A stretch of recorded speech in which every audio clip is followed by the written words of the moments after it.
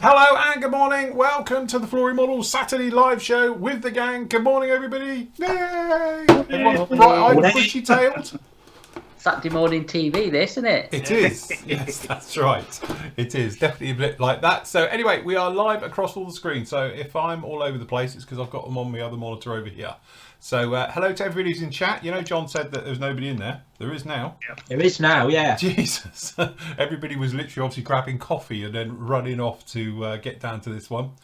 No game show music, not on a Saturday. Straight into it, you see. We do need some Saturday morning kids TV music. What, like SMTV? Yeah, or Swap Shop or something really tacky. Going live, something like that. Yes, definitely. Anyway, we're going to be with you till 12 o'clock. As I said, we are building, so there's no official format to this. So what I'm going to be doing is obviously we'll have overall when we're just sort of talking, but generally I will be putting the camera around the team to see what they're up to on full screen. So don't panic, we're not in all little windows. And then as things are interesting, we can sort of move them around. Remember, if you've got any questions, please feel free to ask. Pretty much it's an open show, so you can talk about anything you like. Within reason, clearly. But the usual thing, if we don't answer you, it's nothing personal, it's just that they rotate very, very quickly. So if we don't answer you, just ask again and we'll spot it at some point and can I just put in, can we talk about partying today? Partying? Yeah, you know, garden parties. What, and cheese and wine? Drinking and, stuff like that. We were very good at all times, I have to say, as a company and as a group. We didn't see each other for almost 2 years. I wouldn't say it never occurred to me to take a suitcase to the off license. That's a great idea next time. Yeah, a wheelie case. That means you can get a proper load back with no one noticing. Because hey, you dug one out the loft, John, and you're off up to the shop in a bit. Yeah, right. You ought to take one to Sheppy's. Yeah. Oh, yeah. Imagine the boxes of cider I could get in that. I get super duper, big case, like you're proper going on holiday case, and fill it with Sheppy's. Yeah, your 25 kilo case on wheels. Lockdown would fly by then, wouldn't it? It would do. Yeah. Before we get started, any chance of just pop into the PM models section? Yeah, no, there isn't, Andy. Stop being on the hard sell. Sod off. We'll pop to that later. Jesus Christ. One thing. I'll put it on my bit then, so it's on my screen. Anyone would think he's on commission. Yeah, that's it. You think he's paid on commission. He is on a flat wage, you know. Anyway, the whole point of these shows is to just be a bit light-hearted and all the rest of it. And as you've probably seen from years gone by, we are going to be building this, making our way through. So I will be doing, if I start with me and I'll run around you all, I'm doing the, fantastic Hella. This is 72nd scale Canadair CL215, so I'm going to do the old radial engine version. This fits in also to one of the group builds that we've got going on the site as well, because this is my 70s entry as well, because apparently this is going to be in 1976's French markings as well, so it does count for that one. And again, the kit was probably designed in the 70s, although it was first released in 1980, and then I've just looked and it's been re-released ever since, literally like clockwork, so that's quite good. So yeah, it should be quite an interesting one. It's an old kit, so we should have a lot of fun with this one, with filler and, you know, rescribing, re-riveting, raised rivets to deal with and everything else, but it should be a lot of fun. So if you want to follow along with this one, as I say, it's 2 hours obviously today, and we'll be doing these sort of, you know, a couple of times a month as we make our way forward, and any other time we're doing live stuff and we're bored, we'll be working on these. So Andy, what are you working on?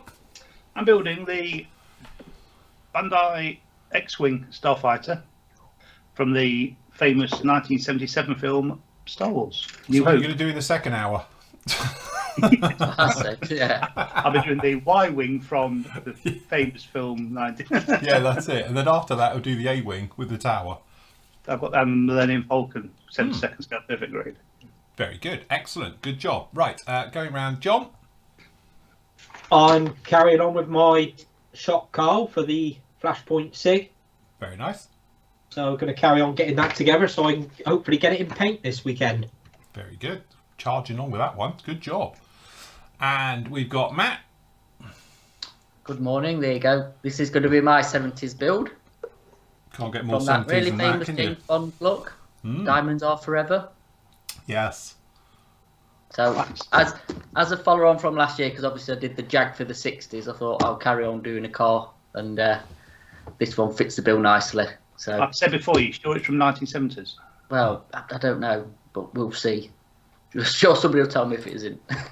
Don't right give it away, look, does it? But anyway, so yeah, that's going to be my 70s build. So I've took the photos. There'll be a build log up as well. I'm going to have a thread going, so should be entertaining. It should be. Be very nice to see that one. Good job. And Nathan. Last time we did one of these, I was working on a Sea Harrier, so I'm going to continue with my epic Sea Harrier. Very nice indeed. Nice kit indeed. Good job. Right, okay. So, good morning to obviously everybody who is in the live chat. I've sort of got it spread around everywhere now. Hold on. I've got one on this one. I've just changed it over. And then to one down there. So, yeah, I agree. Can't beat a Mustang. Absolutely. B-Wings. No, can't get hold of B-Wings. They're a bit like hen's teeth at the moment. Yes. Russell says you need a Steve McQueen figure for that, Matt. I need a Sean Connery figure. Steve, different version of a Mustang for Steve McQueen, I think. Unless he had one, he might have been one. Good. But yes. It was green as well, wasn't it? The bullet. Yeah, it's fastback, wasn't it? 60. Yes, that's got the Luger back, isn't it? Fastback or something, wasn't it? But anyway. Yeah. Yeah, I bet this was a right sod to drive because it had a right long bonnet and then a really long overhang at the front of the front wheels. I don't think it would very well balance these ones. But it still looks cool, don't they? Yeah, but it's fine in America because they don't have corners. Good job, all roundabout. What is it? Something like a 12-litre V8 200 brake horsepower thing. I have no idea what engines are in these. I've got to build an engine, so I'll find out. It'll be a V8 of some sort, won't it? I'll tell you what, and it goes on 2 wheels. Oh, yeah. It goes down an alley one way and comes out on the other 2 wheels. This is it. That is skill. That is a skilled driver, to me. Definitely. Right, and good morning, obviously, to everybody who is in YouTube land as well. I can see you all up on there, so lots of things in there. So, good morning, gang. Hello from France. Hella. There we go, you see. Who says we don't do Hella? Oh, this will be my second Hella kit on the bounce. After doing the Trojan as well. Yeah, you're a Hella convert. Richard says, will PM Models be doing a pre-order for the new Spitfire, 24th scale? Probably when we get some sort of proper date, I would say. That one. That one. Very nice. That's the one. Yeah, sooner we get dates and things like that, we will sort that out. Interesting kits that we're going to be doing. It's a rivet monster. I know, this is it. Luckily, I've got 4 packs of Archer raised rivets just in case. I did have a look the other day when we first were talking about doing this one. I thought I'm going to need some, so I went through my stash of junk and I found 4 packs of raised rivets, so we should be okay. So, yes. I think Paul, the corkscrewing car was in the Man with the Golden Gun, wasn't it? It was an AMC Rambler, was it? God damn it, boy! Yeah, that's the one. With the sheriff. The sheriff, absolutely. I'll beat a bit of Roger Moore's Bond, can you? Cheesy as anything, but entertaining. Right, yeah. Okay, so if we go Right. heads down for a full house, I can show people. If I just start with me for a sec, I'll show you what I'm up to. So this kit actually is very nice because you get a gorgeous decal sheet and they look fantastic. They are beautifully done. There is a review of this kit up. I did do a full review of it. If you want to go off and watch that. But you say that's the bit where you're like, whoa, stand back. So, but generally, as I said, when I did the review of this one, I did get this because I do quite fancy doing one. And it's not as bad as you think. You know, yes, it's not the nicest kit, you know, but obviously because of its age, if you think it was basically, I think it would have been tooled and all the rest of it in the 70s if it got released in 1980. So, I can't get this to stand up, we need a jig, there we go. But generally, as you can see, the parts, you know, they're beautifully done, nice raised details. I've got bits falling off the sprue. So, yes, that's it. So it's just 3 screws to this. But if I just flick over, you can probably see. I need to turn my other lights on. Here you go, look at that raised rivet detail. Beautiful. Very nice. A little bit of detail inside the wells as well. Got the rear doors, and again, these doors, in theory, you could open them up, but there's not a lot going on the inside once it's all together, so probably better to leave them closed. But very nice indeed.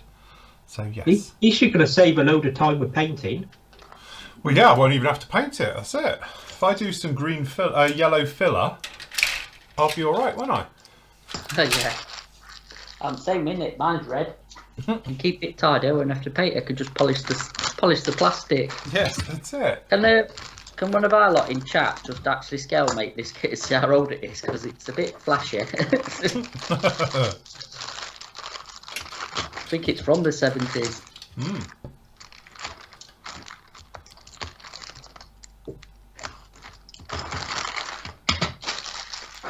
Right, let me chop some of these off. As we go. Richard says he can't build along with us, but he's going to have us waffling along in the background. That's us. We will do our best to waffle then. Yes. Too shoddy. Yeah, it is a bit of a colour fest. We're very bright here today, isn't it? Aren't we just? Yeah. Makes a change from grey plastic, Grey. doesn't it? Grey styrene. Are you going to do an A4 garage and super detail it back? Yeah, I'm going to open the doors, put full wiring in the engine, lighting kit. Yeah, everything.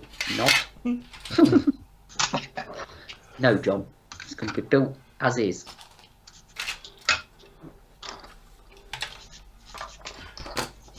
Can find some engine parts. Yeah, the guys are saying it's an old kit. You what, sorry? The guys are saying it's an old kit. It looks a bit old, but oh well. Bit of a vintage classic. It is. And there's Yeah, I always remember our old model shop in town. The window was stacked full of like Monogram and AMT car kits. Is that the one down by the bridge, John? Yeah, Kingston's. I used to like it in there. You had a proper nice sort of wooden floor effect. When you walked in, you creaked as you went Yeah. around the shop and everything. Yeah. And you had the old plastic up at the windows to stop the boxes from going yellow. Yeah. That's a proper model shop. It is. Yeah, it was. Needs to be like us and just not have windows. Yeah, that gets around that problem. It's a mushroom. There's no windows. Crikey. Do a knife job in here. I'm not saying the tabs are big, but I can't get me knife in. It's like old school. Oh, Jesus. Razor saw. Ah, I'm going with the schoolboy way of doing it. I should use a kitchen devil knife. Oh, you're just gonna break it off the sprue. Yeah, just twist it off the sprue, it'll be fine. I'll take off the bigger bits, I can cut down my sprues then. Don't forget everyone, recycle your sprues as well. They will take them. Well, they take them from me here in Devon, so... Yeah, take out. I was looking at this kit the other night actually, and I'm going to have tons left over. Because I think they've got about every version in the box. But I suddenly thought, the Groovely SIG group build. Yeah, that's it. We have loads of spares for that.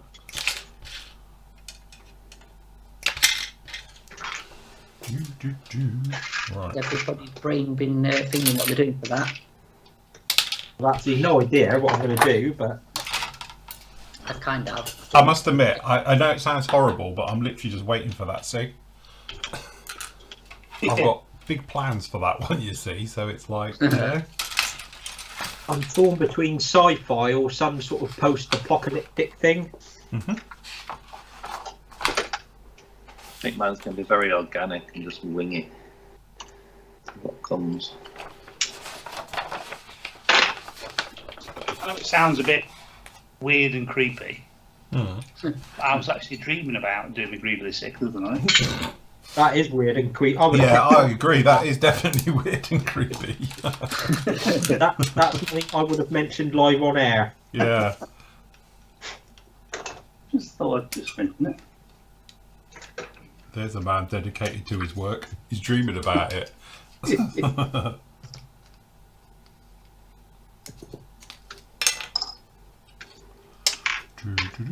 come up with some good ideas.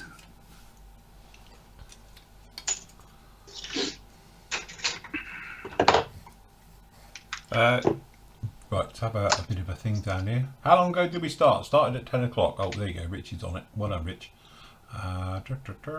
Any of us going to be building the SR71? Not anytime soon. Just a minute. I've got my project list done for this year. So,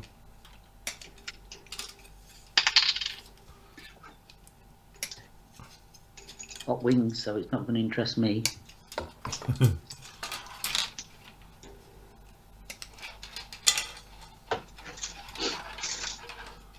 A big lump though, isn't it?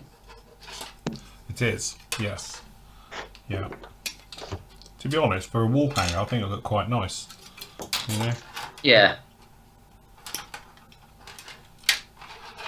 Hey, what, Phil, you need to do a build on one of these Van Dyke kits because they're fantastic.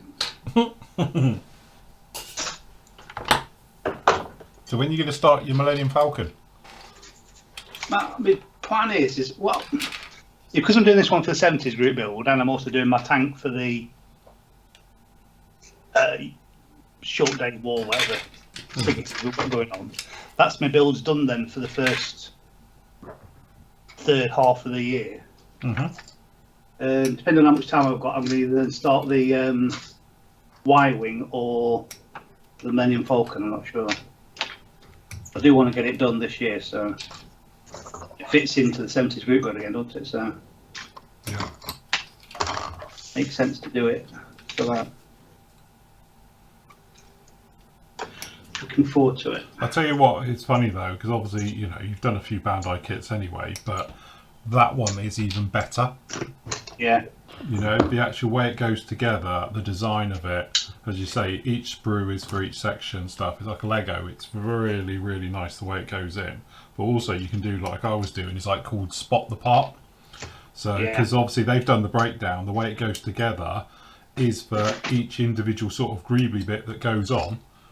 You know, like that gearbox and transmission from whatever it is, the big ones down the side, they're actually looks like it before you put it on. It's quite interesting, so it makes it a really, really fun build. Yeah, and Taylor Chandler sent me a load of files and photos of the original ones, and also the site with it split small down. It's got all them in different colours. What's what? It's quite interesting to look at. Yeah, well, well, he's obviously pinched that from the website. If you go on to oh Jesus, what's it called? I think it's Wikipedia. You can go to the website, which has got all of those pictures, and it's all in context for it. Yeah. So it tells you exactly what part is from what kit.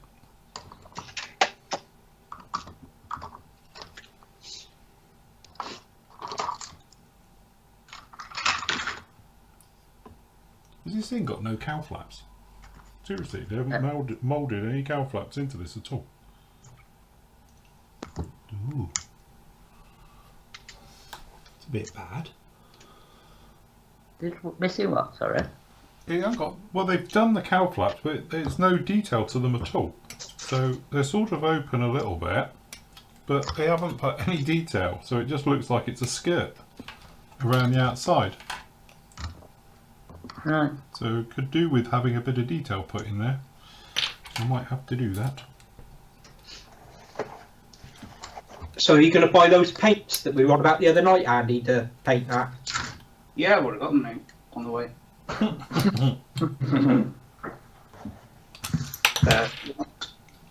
Do Amazon sell them?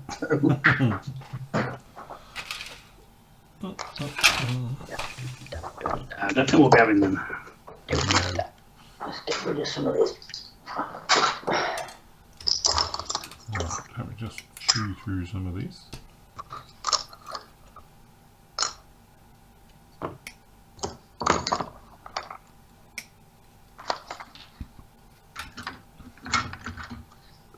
So I have to go back and watch my ice pilots for building this.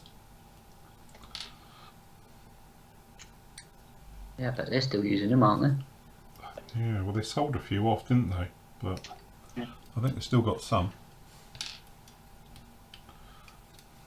Tony's asking, is there a video due for the Comrade Buller group build? That was a SIG, wasn't it? It's a SIG, yeah, that'll be up That's next SIG. week. Yeah, It's Oh, I'm sorry. yeah, it is. It's just a SIG, so that one hopefully will be done on Friday. To be honest, there's a lot of entries, so it takes a bit of time to sort of get all that together and sorted. So, and obviously I've got to do the one for the thingy as well. As I said on the show yesterday, this time of year is a bit of a nightmare because of tax and VAT and everything all comes at once. And then obviously I've got 2 group builds group build and a SIG's just ended, so I've got to sort all of those out, do them. We've got the medals on ordered once I get the details from everyone this week, and then yeah, it's one of those times. It's sort of full on at the moment. So watch this space.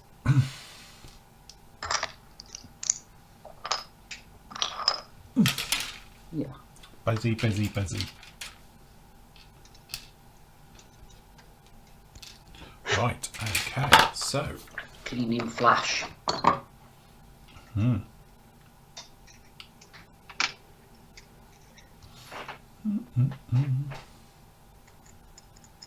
Have What's any flash? of you built the 172nd Dora railgun? No. Oh. No, we got a few people on the forums done it though. Yeah. And the 35th one, aren't they? Yeah, That the monster one. Yeah. name of the kit, but yeah. The thing is, though, isn't it? Where do you put the one? Well, at least it will fit on a shelf. It does have to be a wide shelf though for it. It's not a train size. It's double trained.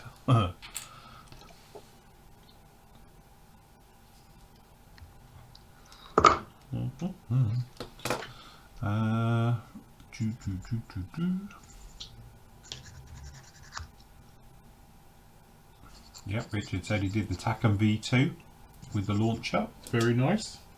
Yeah. Where is my trusty scraper? Here it is.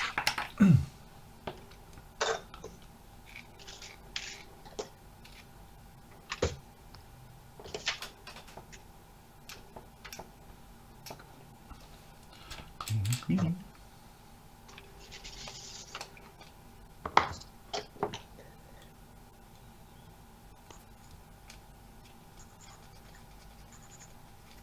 At least one thing we always feel, being a newer release, the decals will be alright.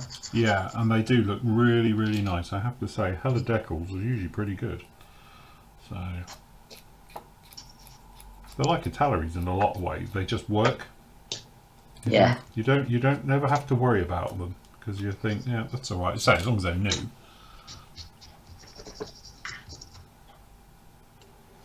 But I must admit, I did have somebody message me the other day talking about that, and, you know, about what you do with keeping them safe and stopping them yellowing and stuff. And I still maintain, as long as they're in, you know, not your loft, I think you'll be absolutely fine. It's just that thing. I think hot and cold, but generally over age, they just deteriorate. You know, with some of these decals now being 40 years old, 50 years old in some cases, you know.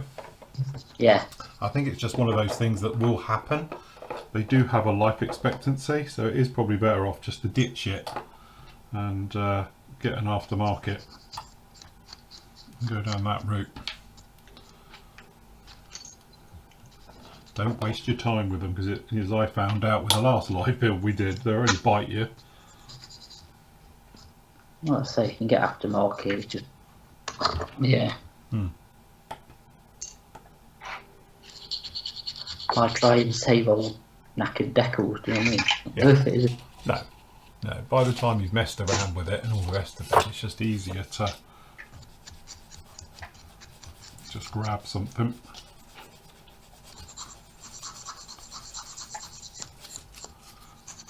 And have you noticed that the cost of everything's going up, but decals aren't? I don't want to jinx it, but Yeah. I haven't seen a mass rise in decal prices. Yet everything else seems to be going through the roof. That's the advantage of decals, it's fairly cheap to ship, aren't they? But come from far away, Italy.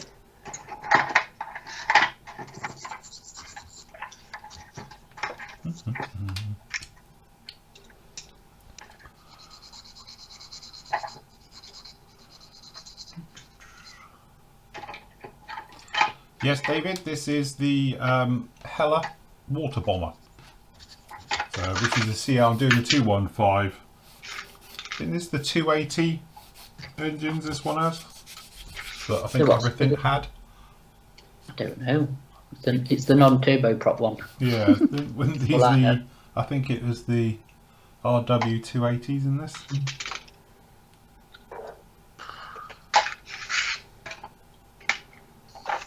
Take your word for it.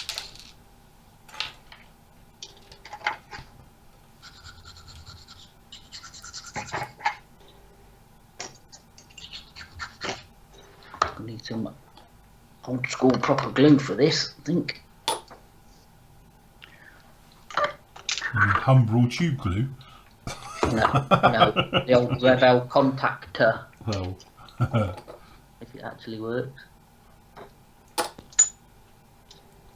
Oh, God, fire. Need some fire. Mm.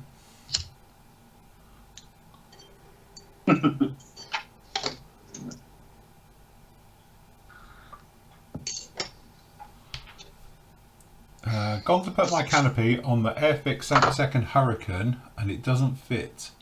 Curve too tight. Is warm water and bending the way to go? Probably not. The only time you can really use warm water technique is on resin. Everything else, as Andy found out, it'll start to crack, so it'll craze to start with before it cracks. So I'll be really careful.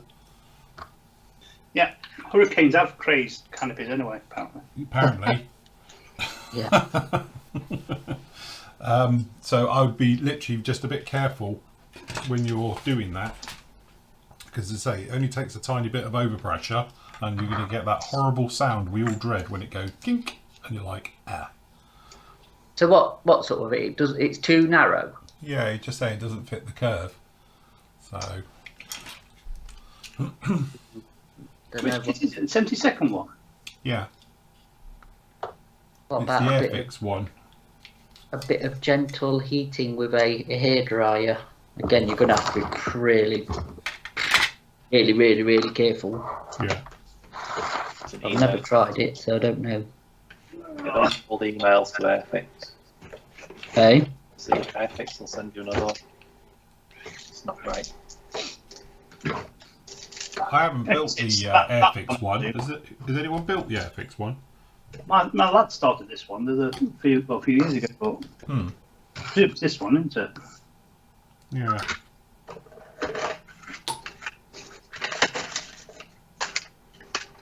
So it might be an idea to shoot Airfix a message and say,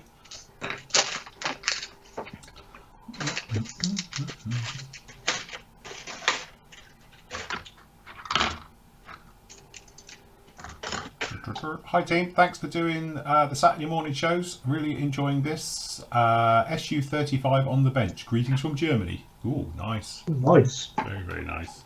Hmm. Yeah, the one in the kit fits perfectly. Yeah. It's not the kit. Hmm. Well, not this kit anyway. Mine fits. Where am I? I can't even see where my camera is there. Hold on, I'll put you on full screen. There we go. It's fine. That one does. He started building it years ago and then stopped, so I carried on. Yeah, but I'll carry on doing it and then what about it? To be honest with you. Mm-hmm. Need to redo that one sometime. Nice little kit. Very nice little kit. Oh.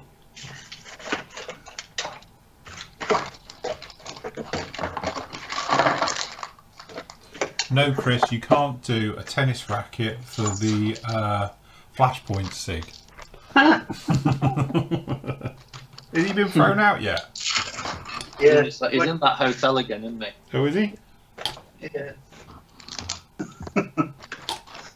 You got the back, no back. Yeah. I'm only going to say one thing on this, right? My point is, if he hadn't have caught COVID, how would he have got in the country to do it? Was he just hoping they were going to let him in? think it was like Because of Ireland, who he is. Did you go to like a COVID party like you send your kids to chickenpox once? Oh Christ, I need to go into Australia. Quick, give me COVID. 'Cause otherwise I'm stuffed. Who actually says he's caught COVID? It says he doesn't need a vaccine because he's had COVID. Yeah, Yeah, but who if he said- hadn't have caught COVID, he wouldn't have been able to get in there in time, surely. Because you have to wait like 2 weeks, isn't it, before you can... But who says he's had COVID? Well, he does. Exactly. Well, exactly. Is it the same manager that did his documents for coming in? I suspect he's going to have the same problem next year because I reckon you're going to need a jab to fly for the rest of the decade. You know? But I think it was just that, like, do you know who I am? And like, Yeah, I think he was the in for that immigration, stroke like, as well. yeah, don't care. It's just- I have to say, I do tip my hat to the Australians because they're like brilliant for that. I don't care. You're still not coming in.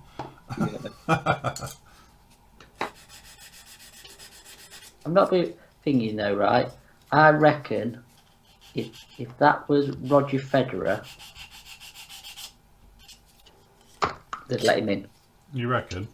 I don't think, because Novak's not very popular, is there? And I think Roger's very popular, if you know what I mean. Not saying they would, but I think probably Roger would have more chance of getting in. Yeah. Don't know. Just a hunch. They didn't have bothered letting an English cricket team, would they? You'd let them lot on the air. I don't know, it's just the rules are the rules. You can't bend them if you're the world's #1 tennis player, obviously.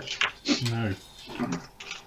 I was going to say we could be hoping now that they never did let the English cricket team in. Yeah, Well, it would be this is better it. if they hadn't. Yeah. Just for now, it's a waste of a flight. Wouldn't it?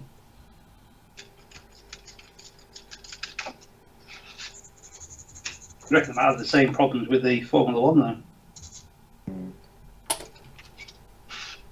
Wonder if it'll happen this year, actually.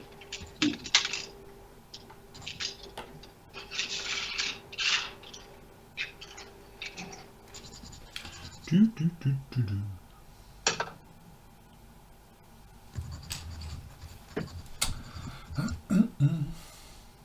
But I do 100% agree. It's personal choice whether you do or don't. It is. No, yeah.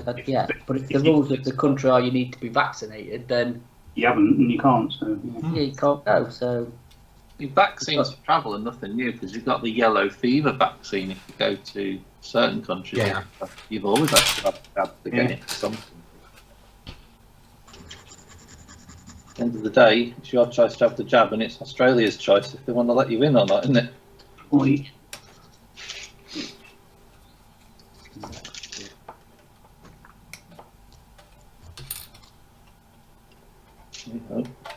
As I've always said, when in Rome and all of that, isn't it? It's, Yeah. you can't go to somewhere and expect to be treated differently. If they have rules, you have to abide by the rules of the local area, or just don't go. I'm not saying it's right or wrong to have the jab. At the end of the day, say it's personal choice. But if there's a country that says you need to have it if you want to come in, then you have to have it then, or you just don't go. Yeah.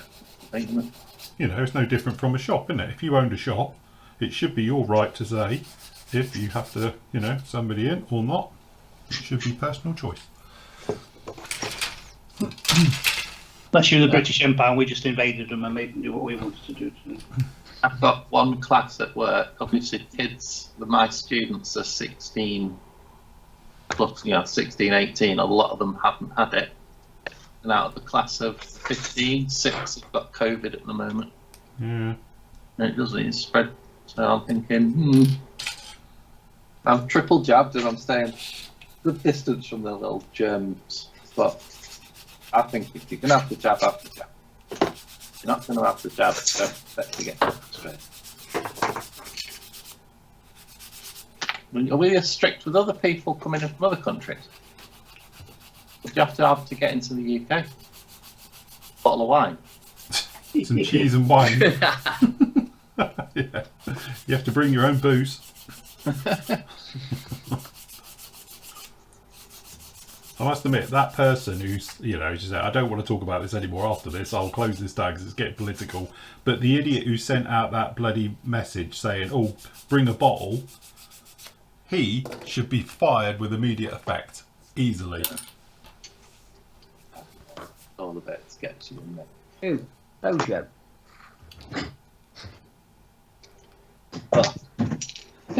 Tell what I really want to know is where the leaks are coming from. That's the thing, isn't it? Chinese.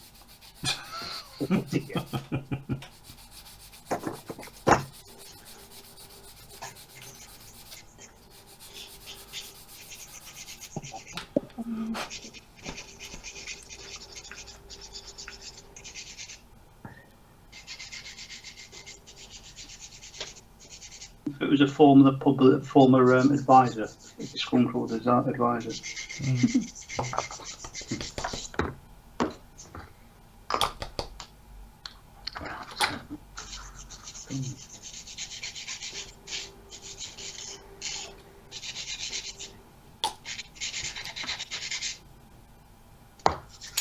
How's it going, Phil? Is it going together To be swimmingly? honest, it's all right. It's got a few meaty ejector pins and things, which would affect your lineups and stuff.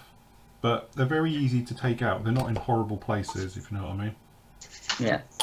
So actually, so far so good. Again, it's just that thing because it's all raised detail, and don't get me wrong, it's beautiful raised detail. It's not a, you know, but you've got these bits over the top of the engines. They're going to have raised rivets put on because it is going to need taken care of, and obviously the seam lines for everything. So it's very much like that CH53, the Rebel one. Yeah.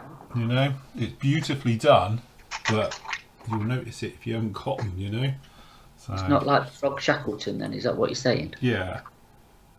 It's just so flipping yellow. It is very yellow, yes. Yeah, it is. Mind you, it says like the minion yellow. that's what they call it, minion yellow. It is. If someone would man up and build their Super Friend on, you could have done a hella buddy build. Well, I did say to him, No, they will be done. Don't fret. he's promised me when he's got the room to do it. I will. Yeah, absolutely. Well, now things have moved. I will be getting my office back, so I will be losing a desk in here, which means I can spread out a little and probably actually use the bigger desks rather than the little one stuck on the end that I have been, because I can manoeuvre the lighting and stuff. So I've been figuring it out last night. I was a bit sad, like Andy dreaming about his blooming Greebly sig. I was awake thinking about how I'm going to rearrange my office. So, but it will give me more room because obviously I can get on the bigger table, so I can crack on with it, shall we say? So my question for today is: do French people have really long legs? Yeah, well Because known. the rudder pedals. Oh my god. Hey, What was it? That Black Widow kit? Do you remember that? Where we worked it out, you'd have to have 9-foot legs to reach the pedals. oh no, so yeah, it was, wasn't it? The 30-second. It's like you sat in the back seat. P61, It was that bad on that yeah. thing, but this is very similar to it. Like, how long are your legs? That is ridiculous, isn't it? I think you need to move them seats Well, or move them pedals and all the other. luckily, I don't think anyone's going to see it. It'll be fine. Yeah. 36. Let's have a look. I have very long legs. Very long legs. Where's the question? Oh.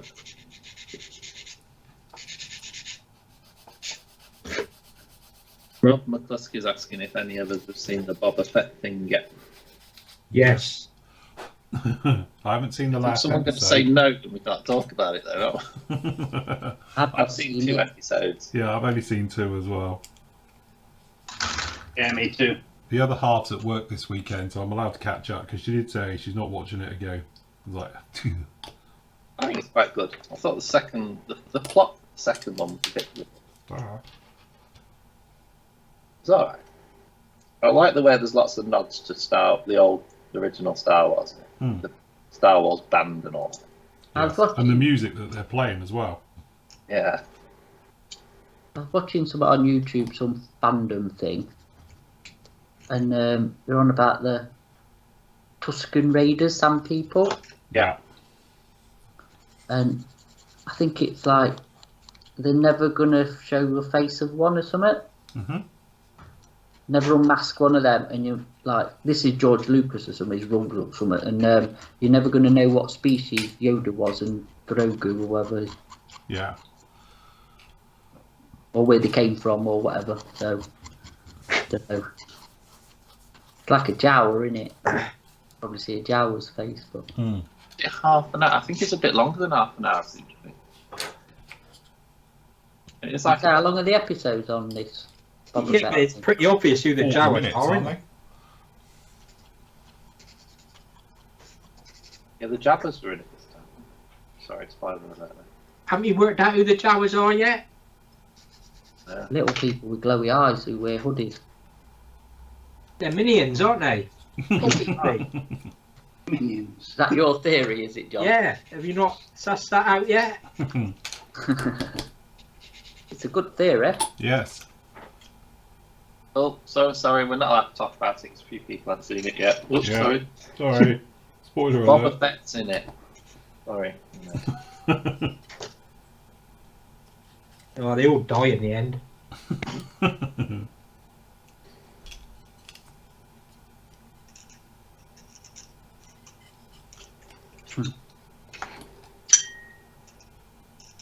Things in this thing. Shocker.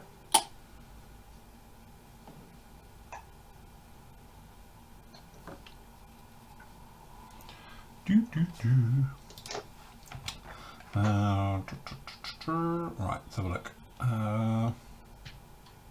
Hello guys, did you know that Armour Hobbies this year are releasing a 72nd scale P51 DK? We do. We've got it up as a pre-order. Yep. Very nice it is too. Well, to be honest, we're still waiting for their Hurricane. We'd like to see that. Definitely. Ugh, cold coffee. Ugh. Yeah. Mind you, I spend my life drinking cold coffee. Quick question, Phil. When are you thinking of doing a build of the 72nd Razor Crest? Rest. To be honest with you, I will probably fit it in somewhere. As at the moment, obviously, we're working on the 24 scale Hurricane, and we've got the 32nd scale F18. I might slip it in behind those two because it won't be a massively long build. It's quite straightforward. I might slip it in there, but it's definitely on my to-do list. It will be up, not a problem. It is coming.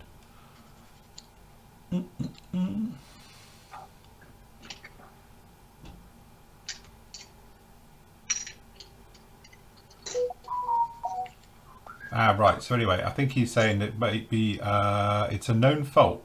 Should have sanded the fuselage back. New canopy will be the same. All right. I must admit, I've only done the Armour Hobby 72nd Hurricane. I've got the airfix, so I've not built it yet. I see it fits on mine, right? So I think he's doing the 72 one though. Yeah. 72 one. I showed. With a back form canopy might be good. That was a 72nd one I had. It fit perfectly, so I don't know. Oh, the mold's getting old. Something came up on one of my Facebook pages today. Apparent Amazon are doing the. Do Armour Hobbies do like a dual combo kit of the Hurricane? No, they do one of the Wildcat. I'm sure it was because they said it was 2 kits in one box, but Amazon are doing it under 17 quid. What was that for again? Armour Hobbies Hurricane. And it's straight on Amazon. Because they don't tell you that with Amazon in a minute. Right, Phil, do you think you're going to do a video build of the Royal Navy Buccaneer? Or are you going to be waiting for the RAF one? Well, I've done the Navy one here, so I might wait for the, not as in 48 clearly, in 72nd. So I will probably do the S2B, the RAF one. I'm thinking that's where I want to go because I quite fancy doing wraparound camo. Yeah, can't beat 'Cause wraparound. that, yeah, it's cool, isn't it? So You're not doing a pink one? What, with everyone else? Done to death, won't it? Telford 2023. These squadrons of them. I thought you could do a squirrel grey one again. Well, I'd say I've done the squirrel grey one. That was a good build, that was. I enjoyed doing that one. I managed to build a South African one out of the Royal Navy box tin. Well, that's not wraparound camo either. Yeah. Best scheme the RAF ever did that. The Iraq, I think. Yeah. Nathan's going to build a S1 conversion, aren't you, Nath? Like so, yeah. That's a miracle. Some dowel. Lindsay says, what Phantom would you recommend? Richard said about the Tamiya one straight away, but the thing is, it's obviously a bit limited on which version at the moment till Tamiya release other versions. So Zucamori, because the price of Zucamori ones is quite competitive now against others, I think that's probably, I would say, the way to go on that one. Or failing that, the Academy ones are really nice as well. Yeah. So I think technically the Hasegawa one's now past it. So I would definitely say if you're going to go for, you know, depending on your versions, Academy is totally acceptable, really nice price. Zucamori ones now as well, obviously you've got it in there. Or obviously if you want a really straightforward, nice build, then you've got the Tamiya. But again, it's one of those, I'm expecting Tamiya may be releasing different versions this year later on. So yeah, I can see them dropping those in. Like the only company we've not heard from yet. Yeah, well, that's what I was thinking. I thought of that the other day when we were talking about it. They've kept, I think, quiet deliberately. They tend to be theirs. Which is the first show they have over there? Is it Suzuka? Yeah. It's on. So perhaps they're going to mention it there. Is Thingy going on this year? I presume it's not, but Nuremberg, I don't think that'll be on either again, will it? I don't know. Not that they drop out there, but when's... to be honest, I don't think it is actually. You saying that, I always get sent the thing for it, and I haven't had it this year. I was going to say, we're in, what, the 15th of Jan, and it's normally in February, isn't it? Yeah. So, yeah, I presume that's been cancelled again. When's Suzuka? Suzuka. Not sure. To be honest, I'm not even I don't know where Japan are. We're in the east. I think we should go over on a business trip. Oh, Can yeah, we fudge that one past the accountant? Yeah. Yeah. As long as we promise to take lots of photos. Hey, as long as I can take about 15 empty suitcases. And about 5 credit cards. You got bonk. Yeah, that's it. I'll have one change of underwear and one sock, pair of socks, and that'll be it. Yeah, I was going to say, as much as that, Yeah, just a can of Lynx and I'm good to go. can of Lynx, that's it. Let's find out. Find the nearest FedEx shop and send yourself $1 worth of kits.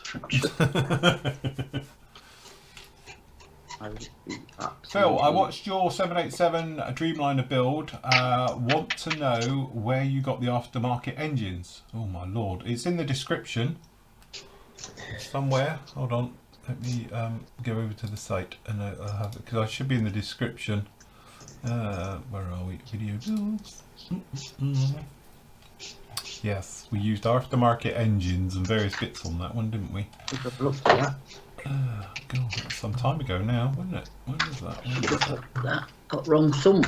It's not going to fit, is it?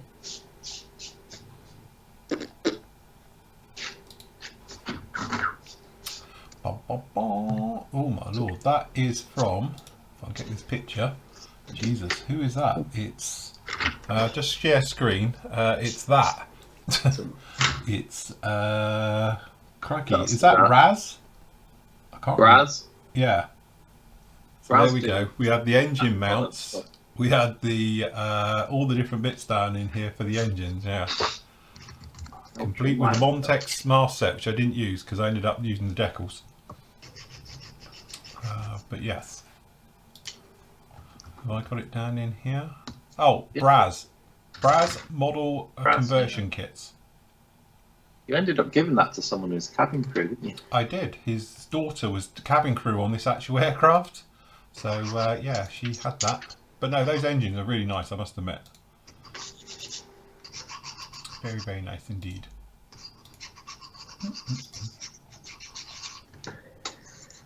But yeah, you can see part 1 of it down in there. It's free to watch, that part.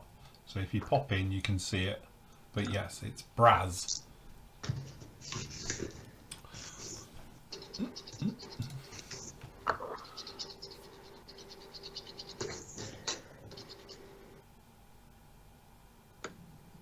I'm going to need witchcraft to get these wings together nicely.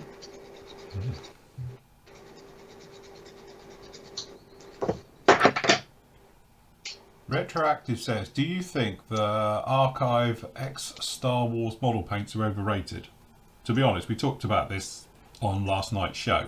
Personally, if you're, like I said, if you have not got any paints at all and you're new to modelling and all the rest of it, and you're setting out, I think they're a very good option if you're into Star Wars, because you've got all your colours you're ever going to need. But as modellers, if you've got a wall full of paint like I've got, or a drawer full of paint and all the rest of it, it's very easy to make it up. It's not rocket science at the end of the day. It's quite straightforward. So you could just use your own colours from what you've got, because don't forget, all these colours are made from what was around anyway. I know Floquil was used a lot, which turned into polyscale and then died, but it's not a problem to make up. And like we said before, studio scale stuff is not what you're doing here. Studio scale was shot under massive intense light, so the weathering that is done on them and everything else is totally different from what you would have on your in your home and things like that. So it's a different way of modelling, it's a different way of painting. You know, as we said, we call it like pantomime paint. So you accentuate all the details, because in those days it was very strong lighting and stuff, and it used to bleach out paintwork, so it always looked lighter than it really was. So they used to have to do the shadows and the detailing darker to compensate for it, so all the details would show up on camera. It's very clever. But that's not what you're doing as a model when you're just sat in front of it, especially if you're working on a 72nd scale thing or a 144 scale model compared to a studio scale 3 foot or 6 foot model. So honestly, I wouldn't worry about it. But if you haven't got the paints, then go for it. Or you haven't got a clue where to start, then yeah, you could just buy off the shelf and go for it.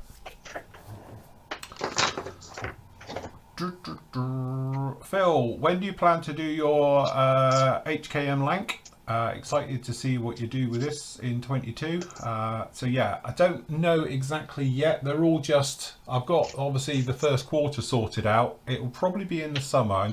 I'm sort of hopeful that a lot bits of aftermarket and resin bits will come along for it by then as well. So that's the plan for that one. So probably be in the summer, that one, I would have thought. Looking forward to that. I really am looking forward to it, yes. I think it'll be one of those really nice, like when I did the B17, I think it'll be a really, really nice, you know, sort of build with that one.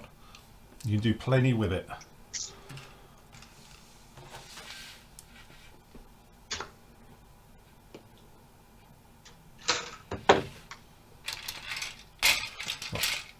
In my infinite wisdom, I forgot to put your flight yokes in. That's going to be clever. I've got to put them under the instrument panel. Don't need them. Yeah, I was going to say, you can't see any of this anyway, so it's fine. Are you putting seatbelts in it? Yep, and maps and first aid kit. Maps.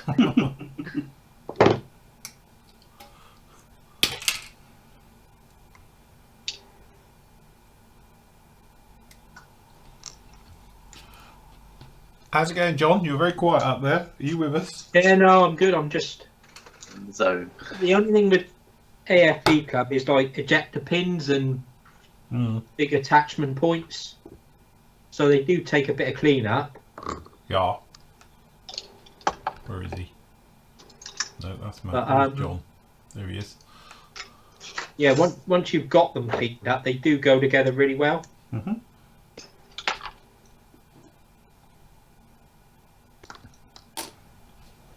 I don't know how well you can see, but that's the sort of style ejector pins that you're getting.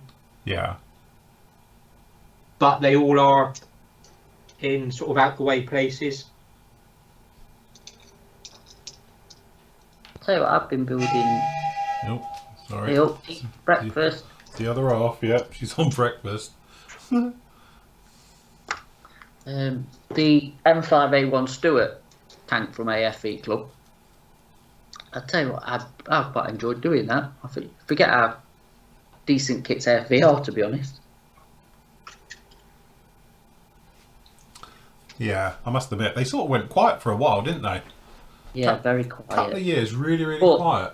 So, The owner's passed away, didn't he? oh, well, that'll be it then. Last That's why it's year, I think. quiet. I think it was last year he died, I think. So Do it. I think they were a bit quiet before that as well. I think there had been releases, but not like it was before.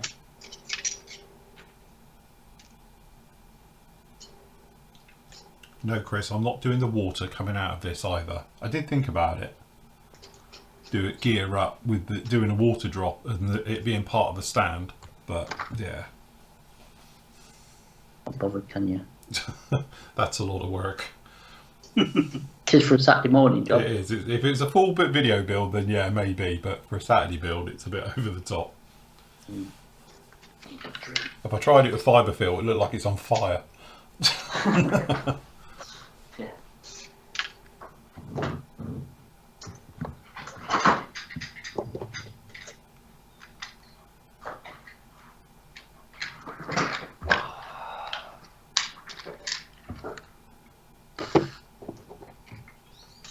You do forget how good band they are, though, don't you? Yes. Have you finished it yet? Fine.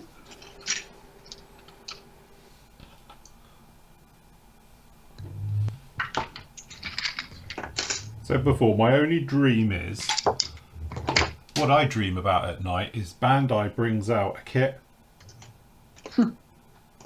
of a Spitfire or a well-known aircraft just to see how they would do it.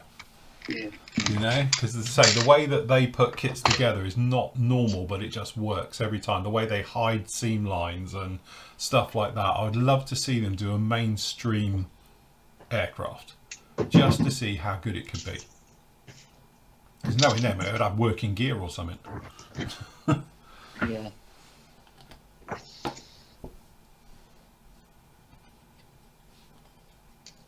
I've got quite a bit of warpage on this kit, I must admit. I'm sure it'll be fine.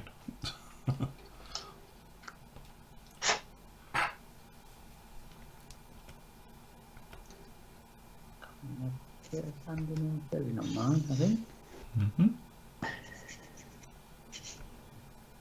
How's it going, Matt? Slowly, unfortunately, but it's one of them where it's showing its age, I think. So it needs a bit of test fitting, sanding,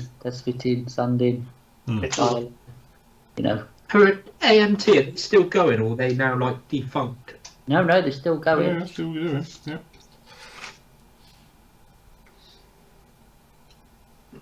Yeah, still going.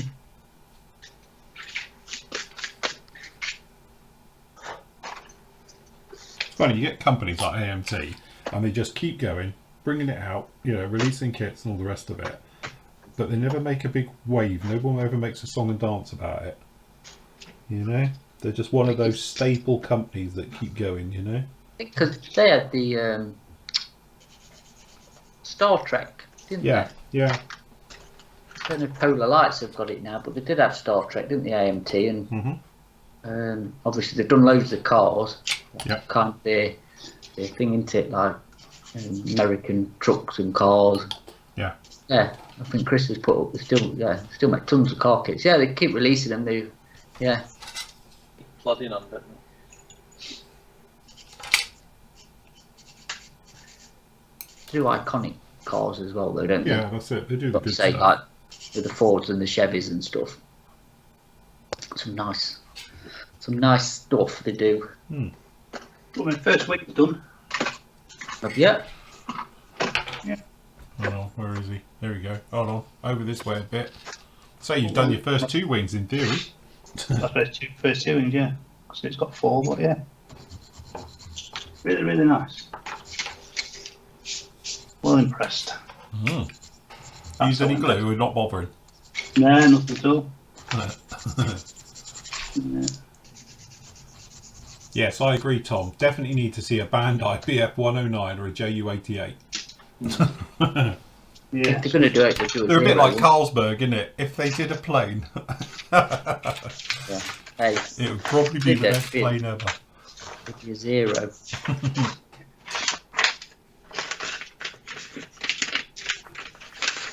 The one thing is the instructions are a bit.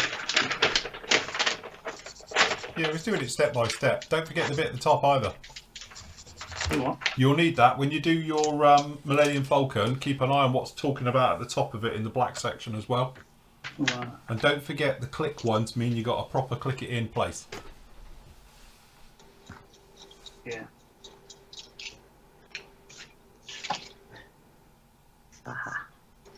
So I have to cut the bits off.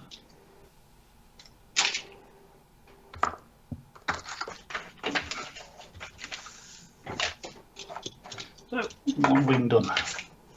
Next.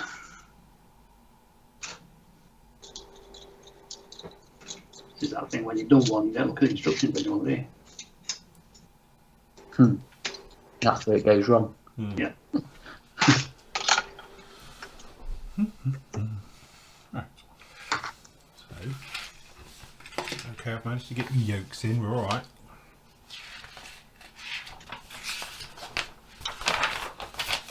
Right, what have we got back here? Have a little bench.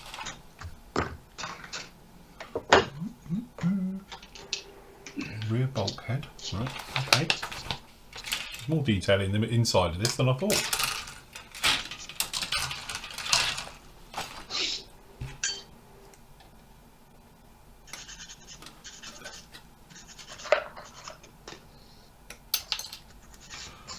Mid bench.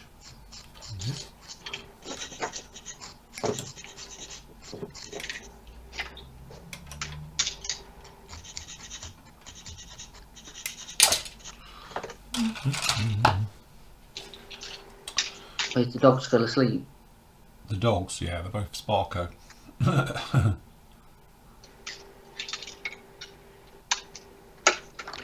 Talk it quiet. Peter says, Phil, look carefully at the fuselage, tail and wings and you will see the placement for the red stripe is engraved there in case you want to paint instead of using the decals. Oh, is it? Oh, there you go.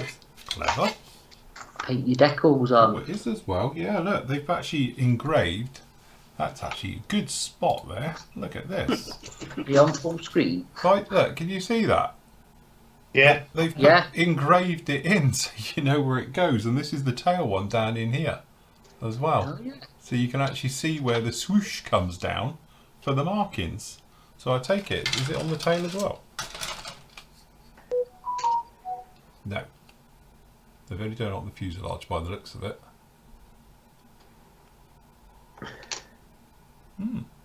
Good detail. Look at the vortex generators on here as well.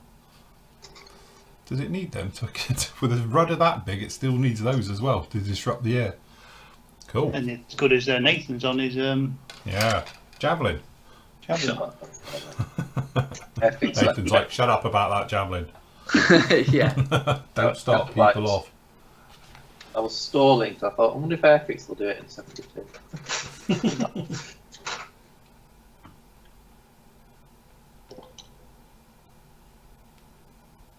Oh, I think next, yes.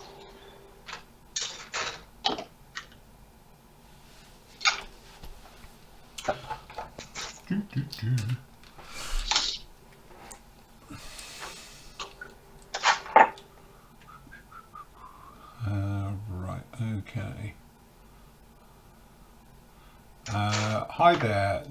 Nice to have some company whilst he's starting to build his Revel 148 scale SR71. There you go, someone's doing it. And There you go. Yeah. Cool.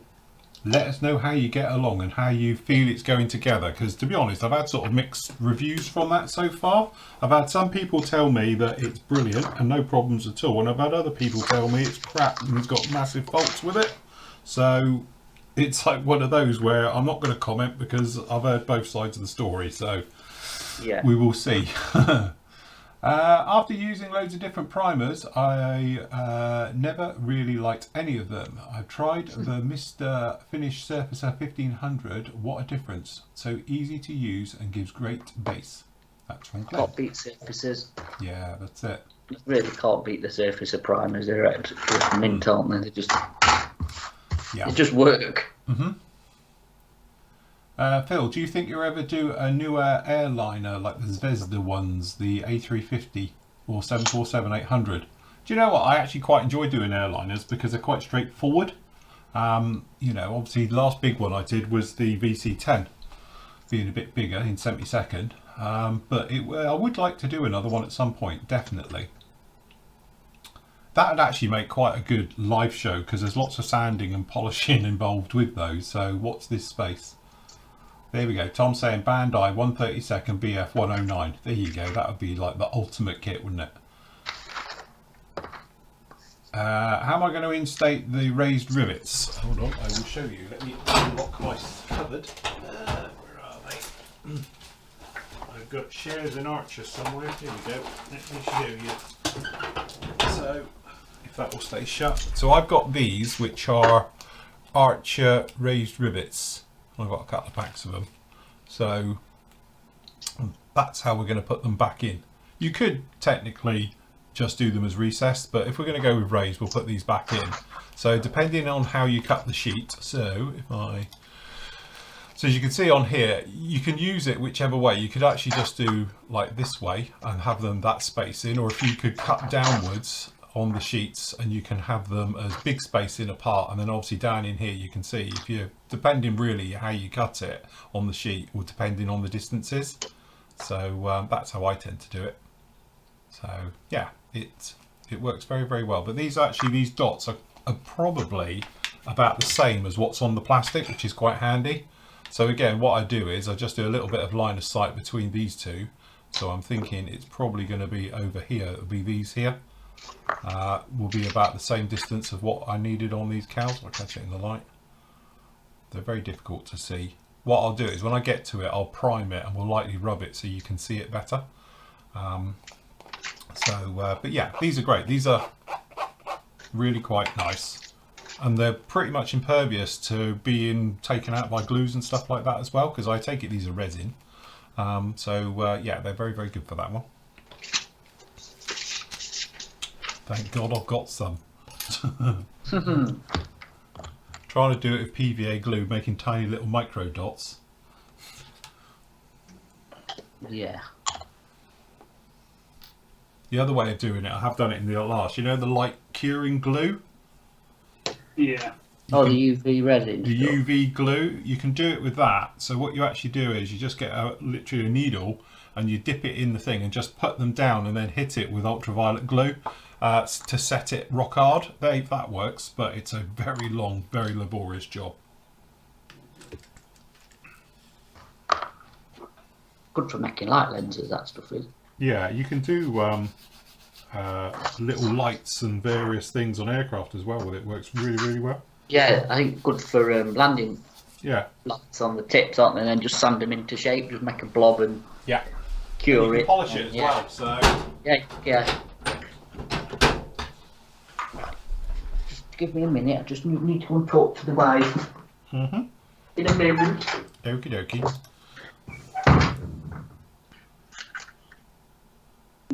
Is he going to check that she's unpacked all the bags?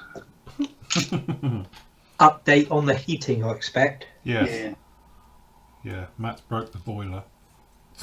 Ready? It's his fault. They did say never boost it.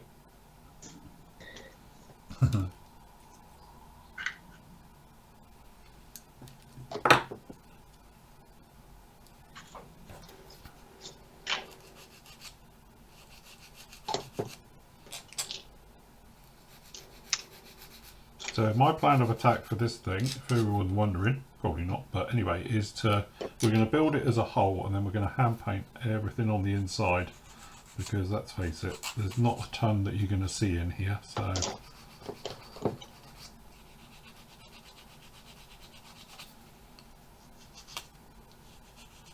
think it'll be perfectly adequate for what we'll be able to see inside these things. Oh, that's a bit nasty. Can show you this one. Ejector pin city. So, Oh, yeah. got some quite nasty ejector pins in here. So, to be honest, I'm not going to bother with them, but I'll show you how I do get rid of them. You can take Mr. Grinder, and I've just got a small little grinder bit on the end here. And you can just come in.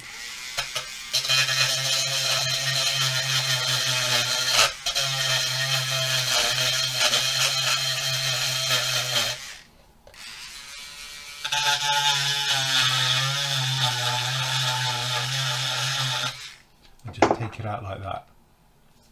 That reminds me, I need to rebook my dentist appointment.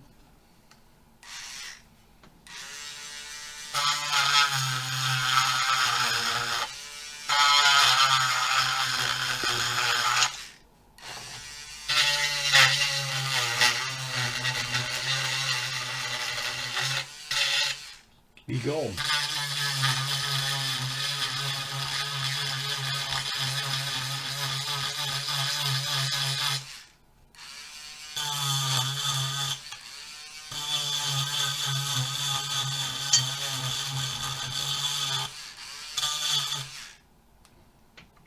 There we go, and that's how we get rid of them.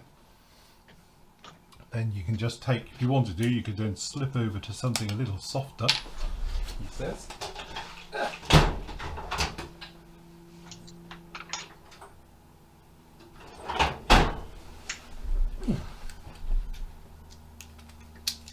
We got a different one.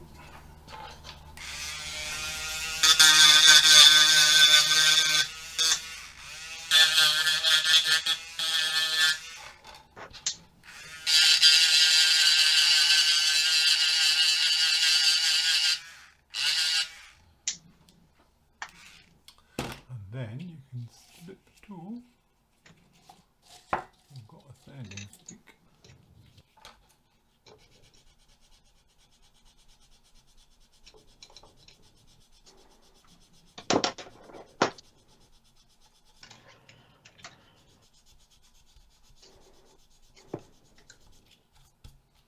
And you just take them out like that. And these ones in here, which are right pain to get to, what I do is come along with a little bit of extra thin, pop it over the top and puddle it and let it eat into it. And that way it will just smooth it out.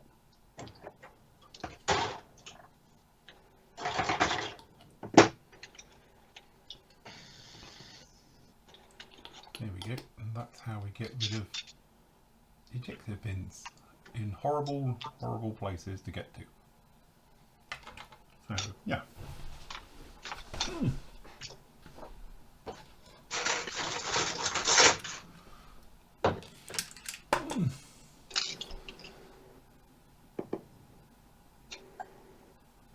The grinder bits on these drills, the ones that I use, these are wood carving bits. The reason for that one is they're softer. If you use metal ones, they tend to cut, I mean, proper. So if you've got like literally for doing sort of engineering bits and stuff like that, they cut too well and they'll literally shred your plastic. So if you get wood carving bits, I've got hundreds of these things. They different shapes and types and various things. Hold on, I'll give you a thing. You go from very small to big. But if I show you the difference between a metal one, so this one here, oh, there we go. You can say these are wood carving, but you can see this one here is for metal, and you can see it's lethal, and that'll just rip the hell out. But obviously you get other ones, and these are for wood carving pieces. They're a lot softer. So that's the ones you want. Don't go for the metal ones, go for the wood ones. And you can get some really funny, weirdo shapes and sizes. Hold on, I'll grab a selection.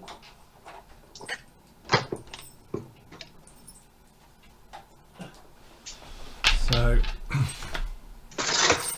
you end up with these. So you've got different heads. So you want the softer ones. These wood carving ones are great Got a giant ball one for doing big areas, and then that's a machine tooling one. To be honest, that's a Sharpie one. But yeah, smaller ones, round-headed.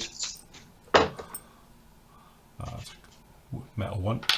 But yeah, but you can get right the way down to tiny, tiny little ones.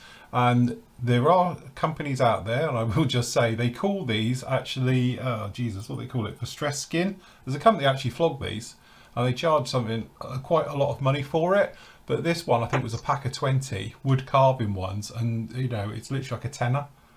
So they're quite cheap, and they last forever. But what you want is just the softer one. Don't get the really rippy ones. Like these wood ones are absolutely fantastic, because they don't chew up as fast. The trouble you get with using these ones is that they melt the plastic normally than actually sort of chewing it up. So what can happen is you end up with sort of chunks out of it and scoops out of it. So that's why I prefer to use these. But yeah. And then obviously if you've got the little grinder, it's about the speed. So obviously it goes a lot quicker, but I tend to do it about half speed. If you go too slow, it's not doing much. And then obviously about half speed though. But if you go in too quick, it'll melt. It just generates way too much heat. And you don't really want that.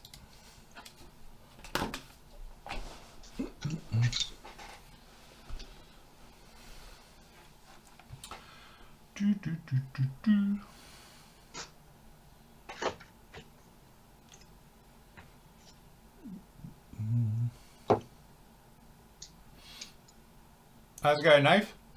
Not too bad. This kit's a nuisance. Oh, This kit reminds me of building the old Airfix Buccaneer. right. Everything needs a little bit of... Is that the old kit? It's the one that's about to be re-released, so it's oldish. Where's the box? It's this one is, it's newish. Well, to give you an idea, I paid £9 for it in Model Zone. What they're charging Yeah. now? They double that, aren't they? I'm not sure what year it came out. It's just lots of ejector pins and just prepping the parts. But it's the best Sea Harrier you're going to get in 72, having said that. I don't know, where do Airfix give away the year on these kits? Yeah, I don't know when that one was. I don't know if that stands up to the new ones, like the FA2. I think it's the same kit, you know. Because I've built the FA2 and that's a brilliant kit. Just had lots of ejector pins on the insides of the wing. See, if it was Rebel, it'd be stamped on one of the wings somewhere. Yeah. But I use a fair bit of super glue inside there just to sort of tack weld it together. It's just clean up. Old fashioned modelling. I mean, the detail's nice and it does all fit. You just need to spend a bit of, get those upside down, bit of time getting it all nice. I think it's a weak spot on a lot of Harrier kits, the intakes. Getting there. I mean, once it's together, there'll be no filler on it. So that kit there was first released 10, 15 years ago now. Hold on. No, I think this is the old one. The only thing with a Sea Harriers though, they've got the exhaust, the nozzles are split in two halves, aren't they? Yeah, they are. Whereas the newer moulded Harriers, they're like one piece, aren't they? Yeah. So I'm like, I'm putting that off till another day, I think, if that's a problem. I say it's just taken a bit of work to get it together, to get the filler free join. But once it's, I reckon I'll sand that out and no filler there. The wings are just suddenly waiting. Should be dry now, so it'll all fit. Go together nicely. It just needs a bit of persuasion. So it looks like that one came out in 2010 Right. as a new tool. So it must be the new tool one. Here's the new. Because the FA2 came out in 2011. If I don't do a clever job here, there's going to be a step there. Yeah. It's a little shimmer plastic or something. Like it. Nathan's nearly built it. Yeah. But it's nearly done. I mean, there's not much more to do. It's just needs a little bit of. Jeez. It's not just a. He started it a year ago, Matt. Yeah, no, When did we last do a Saturday show? last year. Do you know what? It was October, I think. Was it really? Yeah, because I had to go back and get the details for this show, so it was back in October. Wow. We need to be a bit more regular, don't we? Yeah, but we did do all the other shows in the between. Oh, I know. Once a month or something. Yes. I think the only other choice for a sea area in 72 is the old Esky / Italeri one. No, you're wrong. How's it go up? Extra kit. Extra kits was awful. Yikes. The front the windscreen canopy. didn't even fit the Actually, model. Fujimi did one. Fujimi did Yeah, a sea they did. area. Mm. There Yeah. you go. My newbie knowledge. Matchbox. Mm. Match. Yeah, Yeah, like I yeah. said, the only sensible choice is this or the old Esky one. I bet the Fujimi one's great. Matchbox were the first ones to do one, weren't they? Bit of care and you'll get a decent Harrier out of it. But it's not something you can just rush and whack together. If you're not careful, you end up with a step there that'll be just horrendous to fix. I need a little bit of a shimmer plastic in there. Mm-hmm. Has any of you all ever built the old Esky one? The Harrier, Yeah. decent Fun. kit, but the cockpit's just a joke. Well, there's no cockpit, is there? I remember the. I think I don't know if I've still got some instructions. I remember having the kit. I don't think I ever built it, but yeah, isn't it just a seat and a really bad seat as well in it? It's a real shocking. Yeah, not great. I reckon. It is recessed, isn't it? Yeah, I mean the Airfix one's the way to go, to be honest. I think because the detail's better, but it is that bit trenchy, bit trench liney. Yeah, the detail. But it's the area, doesn't it? So I think about £20 out when they come out again. Something like that, I think so. So that's like doubled in price in 10 years. That's inflation for you. Yes. I've got Don't some mention leftover- price. Don't talk about money. But look what I've got here. Some leftover Indian decals. It's hilarious. What, for the Indian Navy one? Yeah. I might do an Indian one. Are they still using them? I think that if they're still using them, I don't know, you know. I think they are. They've stopped. I bet they've only just gone out of service.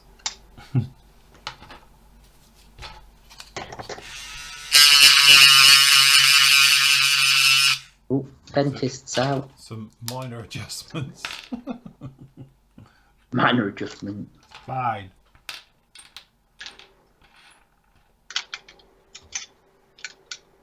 Get back onto doing dentists. You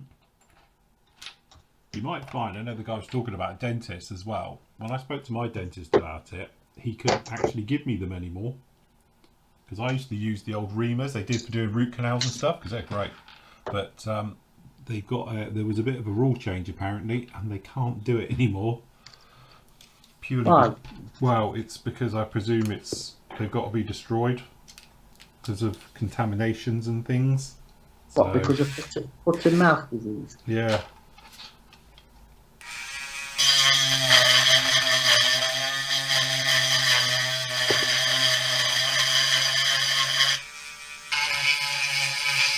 India retired.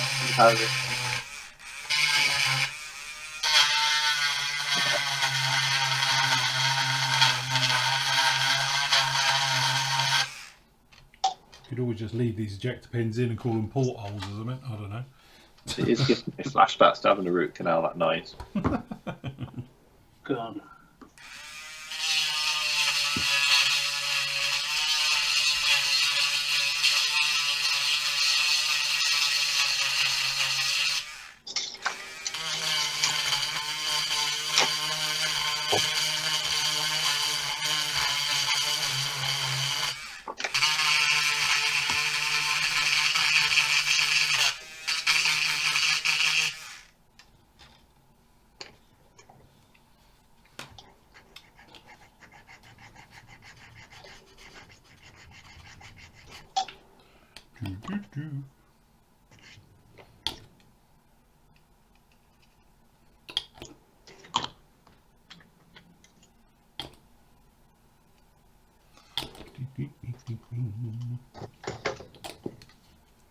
Go. No, piece of cake this.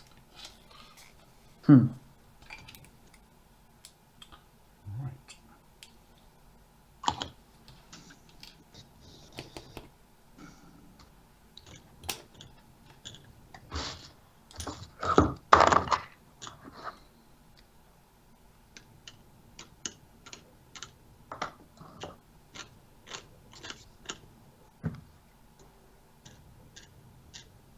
Here we go. We're looking good. I'm not going to worry about windows. I think we'll just PVA them from the outside.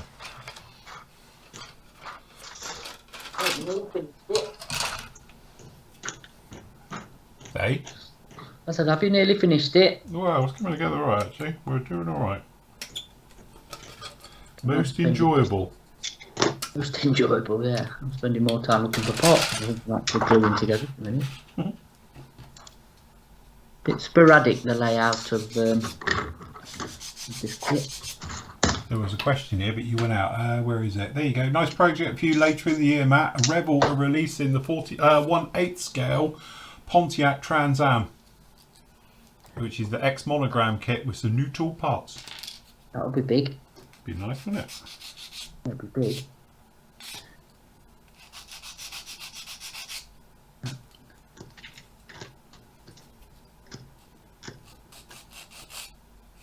I did see that actually in their catalogue. Very nice. Yeah. Your bit of flash on this kit.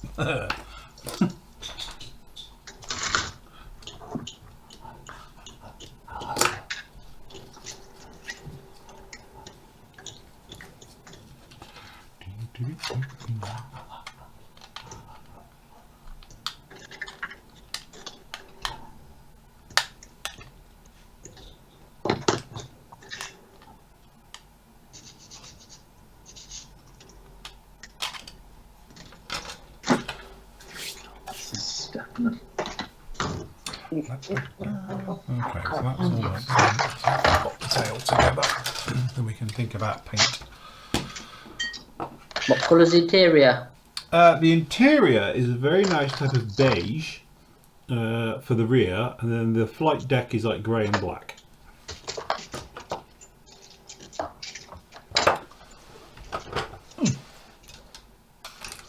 So should be all right.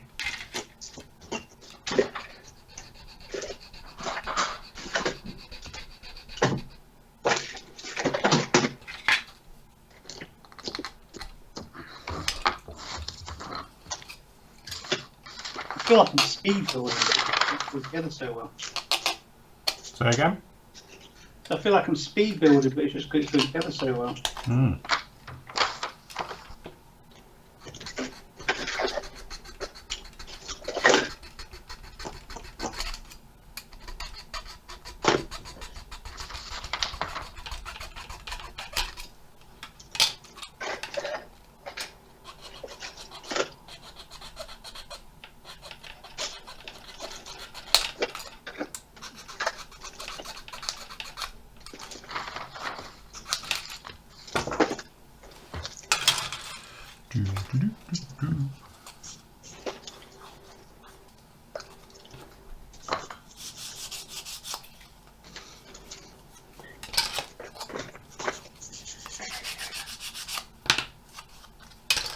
Contactia glue. I tell you what, I might actually have to order some off you, Matt.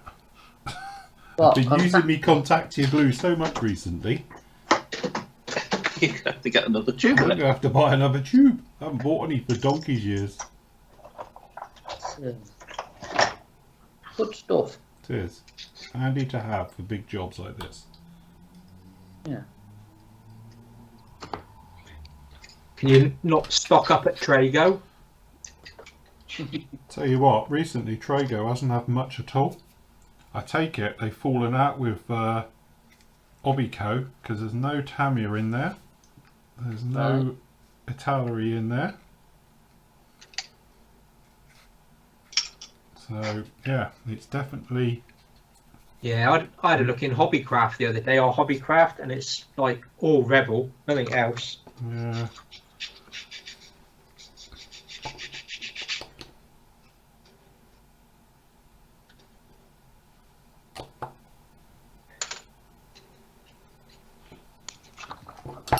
Oh shit! There we go. Ah! What you just dropped? I've just knocked me glue over. Oh dear. Ah! Deep breaths, everyone. It had to happen. Cleans the cutting mat. Yeah. Kills your cutting mat. Yeah.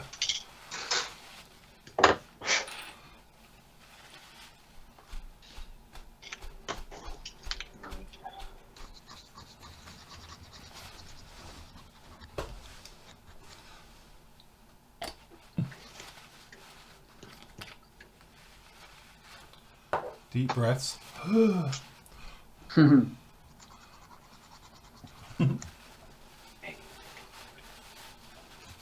I tell you what, I haven't done that for years. I can't remember last time I did that. All the white lines slowly dissolving. Yeah, look, it's like a bird shape.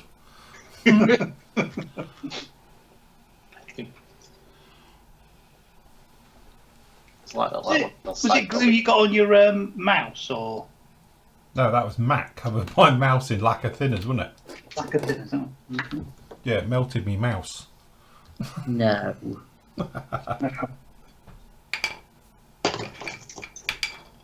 What was I doing? I can't remember now. We were doing something around Testing, that. testing some paints, wasn't it? Wasn't it when you were doing the? Yeah, I got a feeling it was a paint test. Yeah. God, was it the infamous paint test? I think so. the mission model paint.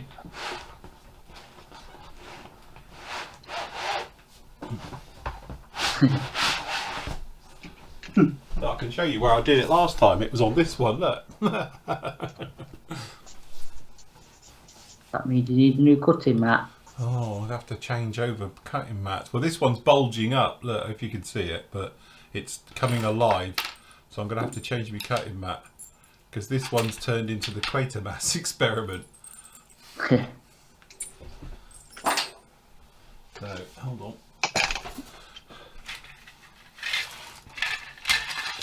Let me just shove everything over here. Change the cutting mat. Say farewell. Look at it. Ah, it's gone. Ah. Say something else. Oh, nice. Look at that. Look. Have a look. Oh, yeah, you've broke that. That's broken. I think it's had it. Crikey. Peel it back. You could I was just going to have say, a can I clean- peel it all off and we just have a Yeah. black one? If you can peel it all off and just have the... Yeah, it's definitely killed that, hasn't it? Yeah. Recycle cutting mat. Farewell, old cutting mat. You did me well. Again. Minute silence. For the Yeah, cutting moment silence for another cutting mat bites the dust. Right, okay. Let's just get rid of that.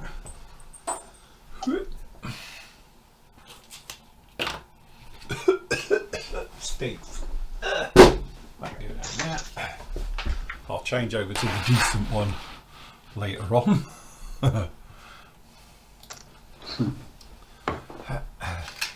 Come back. Parts.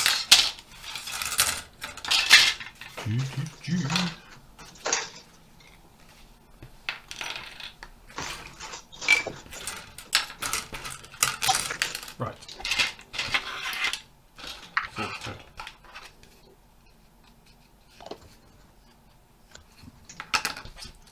Cool. Good to go. See, Phil, that's where you, if you knew someone with a 3D printer, you could get them to 3D print a nice little glue stand so you wouldn't tip it over. To be honest, I've got loads of glue stands. It's just, you think I'd use one. I'll tell you what, let me go and get my very expensive one. I don't wind everybody up, but hey, whatever works. Anodized. Yes. There we go. Thing is, it works. That's the thing. Anyway, today we're going to be talking about warpage. So here's what we've got a little bit of a twist going on here. You can probably see this is a bit bent, but I'm sure that'll be fine. And the wings are all a little bit, with that review I did yesterday or the day before with warped wing shapes, I think this is definitely one of these aircraft as well. That was not so bad. But yeah, it's all a little bit warped, all of this. Anyway, how's it going, Andy? Let's have a look at you. Fine, I'm just finishing off my second of my 2 wings. Nice. So that's about the kit 50% done. Cool. It is actually pretty much there. Yeah, it's just typical Bandai, isn't it? Just yeah. It goes together. Like you said, if you don't do it right, then it's you, not the kit. And sometimes actually it's one of those ones where you're doing it and it just doesn't feel right. But because it's keyed in a lot of ways, if you're pushing a part in and it's not going, there's a reason, So as I say, that's why I always say if it's not fitting, it's you. But I've had people say before, oh, it's not fitting, it's gone in. I was like, it's definitely keyed, it's left and right on that one, and it's like, oh yeah, I see your point. So because I mean, it is a bit confusing on this because the wings are the same shape but different, upside down.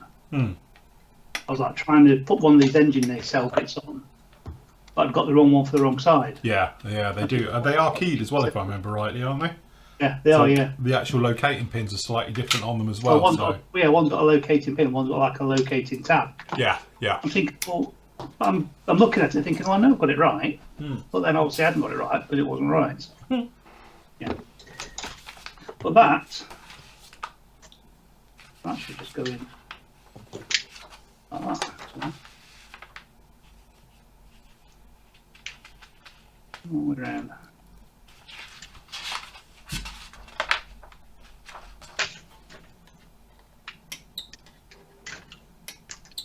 Can't be that way around. It's got to be that way around. See what I mean? You're like, can't be that way because it ain't going. There you go. Yeah, still digitally far enough, but those good lines up. Yeah. Looking good.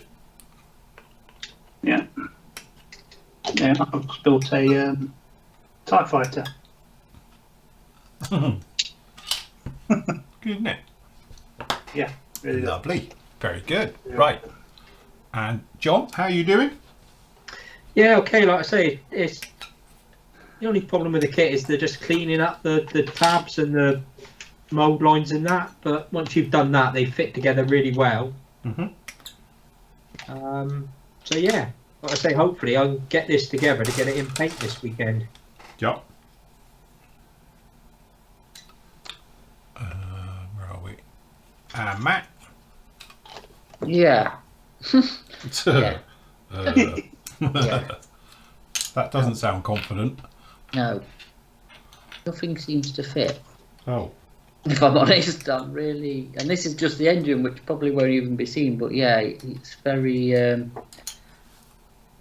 It's a lot of clean up, test fit, which is fine. It's thingy, but yeah, it's just working out how it goes together. But we'll plod on. I'll get there. Yeah. Very good. Nice. And Nathan, they'll let you have that built by the time we finish. Yep, just a tiny shimmer plastic. Plastic card down. What's that? 1/2 mil plastic card. Shim down the back, and then you get a click fit joint. Yeah, done. Needed a little shimmer plastic. Say presto. Reckon I will have finished by the end of the day. Build wise. Very good. Enjoying it? Yeah, I am actually. A happy little crossover between perfectly fitting kit with a little bit of modelling. Yeah. Rather than assembly. I love this sort of stuff. It's easier to build than this thing. Yes. That was a pain in the bum. That first thing was a nuisance to build, but yeah, I'm enjoying it. It's nice. Very good. Excellent. As I say, over here, I've just done a quick test bit up. This actually, to be honest, I thought because this is banana and it's all over the place, I thought there's no way this is going to go together. But actually, once you click it in, get it in the steps, the cockpit fits in very nicely. It does go in there, but again, because it's all banana, this floor, it's going to take a little bit of work to get it to go in. But once it's in, there's quite a nice bit of detail, but you probably see how this is all skewed. It's all literally there.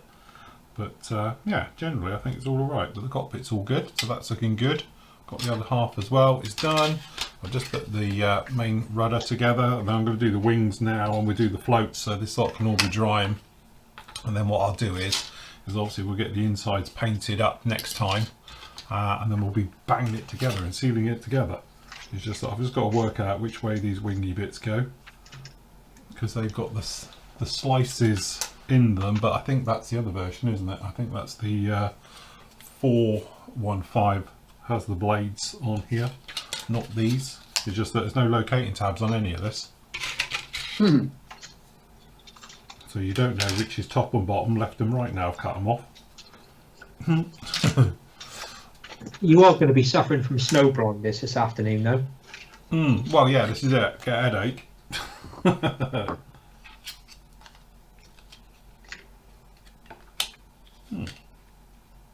Very nice. It is great, it does.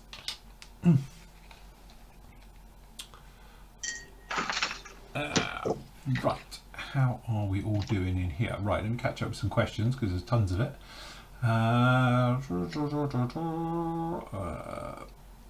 Robert's working on a 32nd scale Matchbox de Havilland Tiger Moth. Nice, there's a classic kit. That's a classic. Why is it classic? Yeah. Raised rivets, it's one of those things. I wouldn't use them and raise rivet an entire model with them, but if you just need to do a little bit of cleanup as we're doing them, Robert, they're not too bad at all. Phil, quite a few years ago, you made a most awesome Hawker Typhoon. Would you please dig that build up again sometime? What, redo it again? No, that build you did. Oh, yes, that's hold on. It is. You can go off and view it. It's literally, if you just pop onto the build ones here, and then pop down to wherever it is. Where did we do it? Where did we do it? Where did we do it? Right, I have to do it via timeline. That actual kit you get is like hen's teeth, that version. Yeah. You used to get them for about 40 quid, didn't you, at one time? Don't give away Yes. now. But Yes, I yes. don't know. Typical Airfix type thing, innit? Got one in my stash. Shopping value. I sold mine, eh? You know, the thing is, obviously, this is what I imagine the new Spitfire will be like. Yeah. You know, so you'll be able to do something similar to what I did to this one with that, about open it right up to show it, because it's laid out sort of like this anyway. So I know I extended ripping it apart and all the rest of it just to show it off a little bit more, but you know, I imagine you'll be able to do exactly the same things with that build as I did with this one. So yeah, very nice, very, very enjoyable build. One of the classics. One of the classics. Yeah. And where are we? Enjoying the show, Phil. When you build your 1978 Battlestar Galactica, did you encounter many issues with parts warped? None at all. I didn't have a single fit problem with that kit anywhere. It was pretty much straightforward.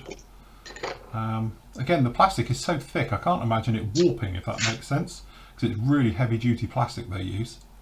He says that he's building the same kit at the moment and it's riddled with issues. Warped parts on the sprue, ejector pins with huge plastic ring. Yeah, you do get those, and lots of flash. I don't imagine, I didn't have much flash on my kit, I'll be honest with you, But ejector pins, that's just par for sort of Mobius, really. You just hack them off and sand them out of the way. It was an expensive kit when released, now discontinued, and in my view, I didn't have a problem with it.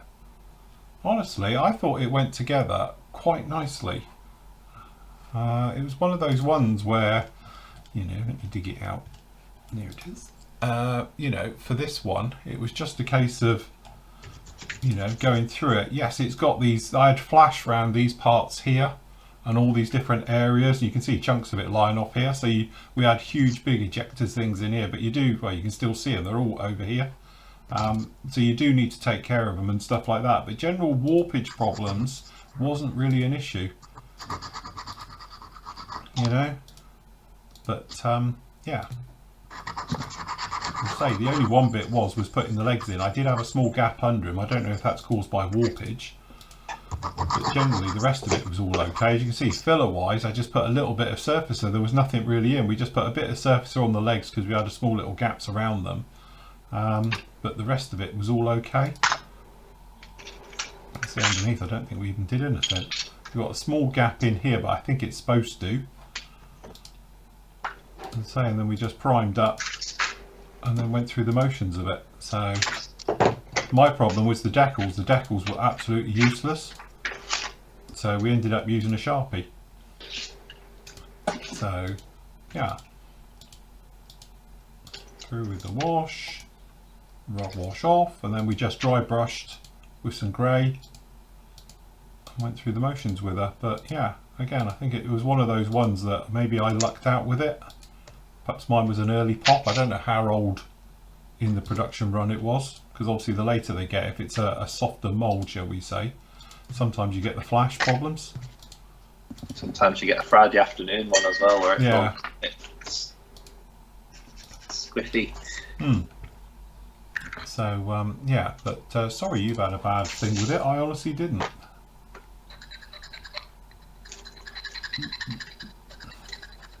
But don't worry about it, just keep working on it, push through, you'll be fine. Part of the fun. Andrew's got the 30-second trumpeter growler coming. Any problem areas you look out for? To be honest, it's pretty much a straightforward kit. It's sorry, we're on the wrong thing here. Where's the rest of the game? There we go. It's pretty much a straightforward build on those ones. As I say, I'm about to tackle the 30-second Revel one for my sins, but I've got the growler. I've got it. She's sat down there. You'd think I would have built that one. Would have been a lot easier. Hey, you might get delivery today. Mightn't I? Yeah, what to tell you. Yeah. So you've got no excuse next week.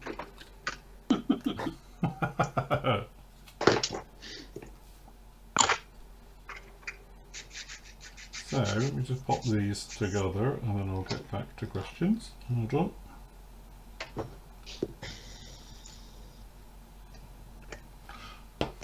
Right, what's that one? So that one goes with that one.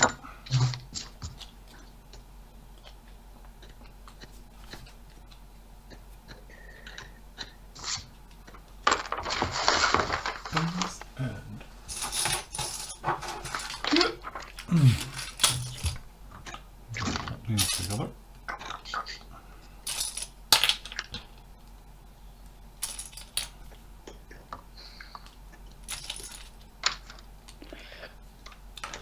Okay.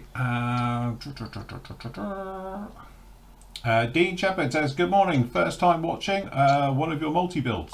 There you go, Dean. There you get a bit of a taste for it. Laid back, totally chilled. Enjoy the show. Totally Matt, chilled. how about every Saturday? Don't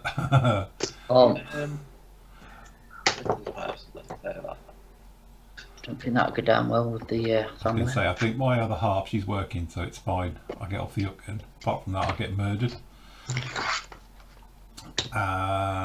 Was that Tribune? Morning all, morning.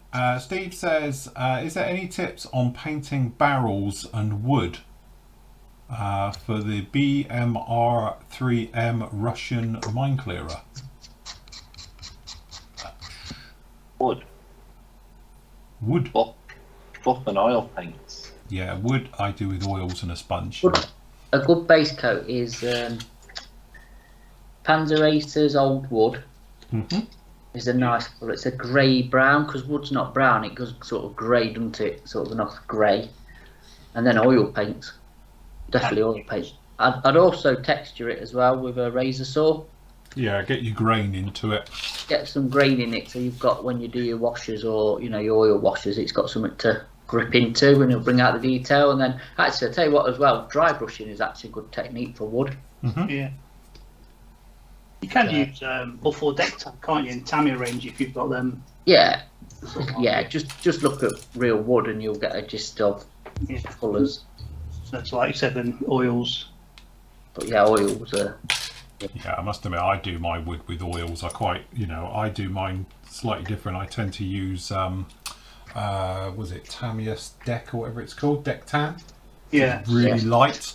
And 50. then that way I tend to go over it with quite a very dark oil, like a really dark brown. And then when you sort of, the more you're rubbing through it, obviously the lighter it is. So you use quite a hard sponge, quite a gappy sponge, not with something like high density stuff that's got tiny little holes, something quite worn, and you can pop through it then.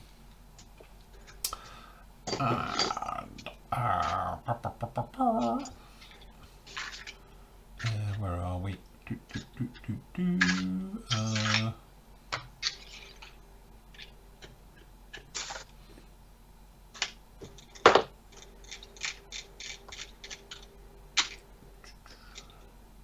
Would I build the new Airfix Spitfire 24 scale? Yes, I would.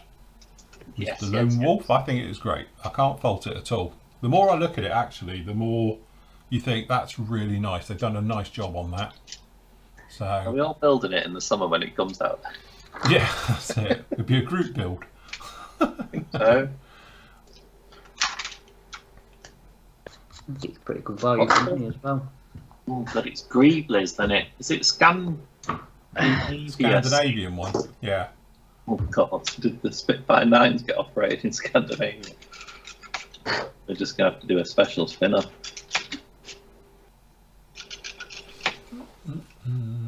What colours into the cockpit of the?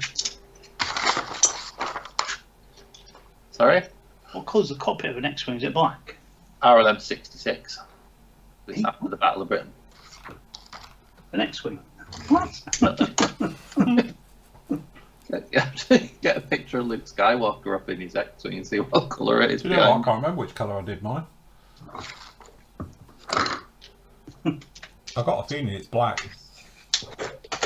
I was nearly going to do RLM 66 then. But... Yeah. What a guess. I've got a feeling it's black with lots of lights in it, isn't it? Is it early war 66 or late war though? Is it pre-trench run or post-trench run? Good morning from Japan. Good morning, Japan. I hope you're doing well over there. Hello. When's the show on? Christopher says, thanks for Matt for dispatching his Gecko Daimler.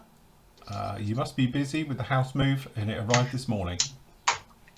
It has been a bit of a hectic week as well. Yeah. We were discussing this on last night's show. How was the move? Did you have struggle getting all the furniture in?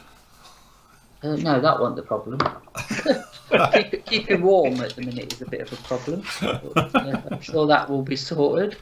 I think that was it. It's just usual moving boxes everywhere and all that. But no, we had a company to come and move us in, so they literally put the beds together and Yeah. great. So all heavy lifting was done. So That's the latest no, it's been bit. fine. I'm going back there when we've done here and carry on unpacking and whatever and getting sorted. So no, it's been all right. I'm just looking for somewhere to set myself up for a desk and just temporarily sort of thing. So it looks like the conservatory might be where I'm at. Mm-hmm. So I'll be doing an Nathan. I'll be wrapped up. Sat there wrapped up in that scarf and a big coat. You know what? When you actually get the right pot, it fits, kind of. I'm thinking this part don't fit. What's this bit? Pick the wrong part. Unidentifiable lumps of red plastic. Yeah, yeah.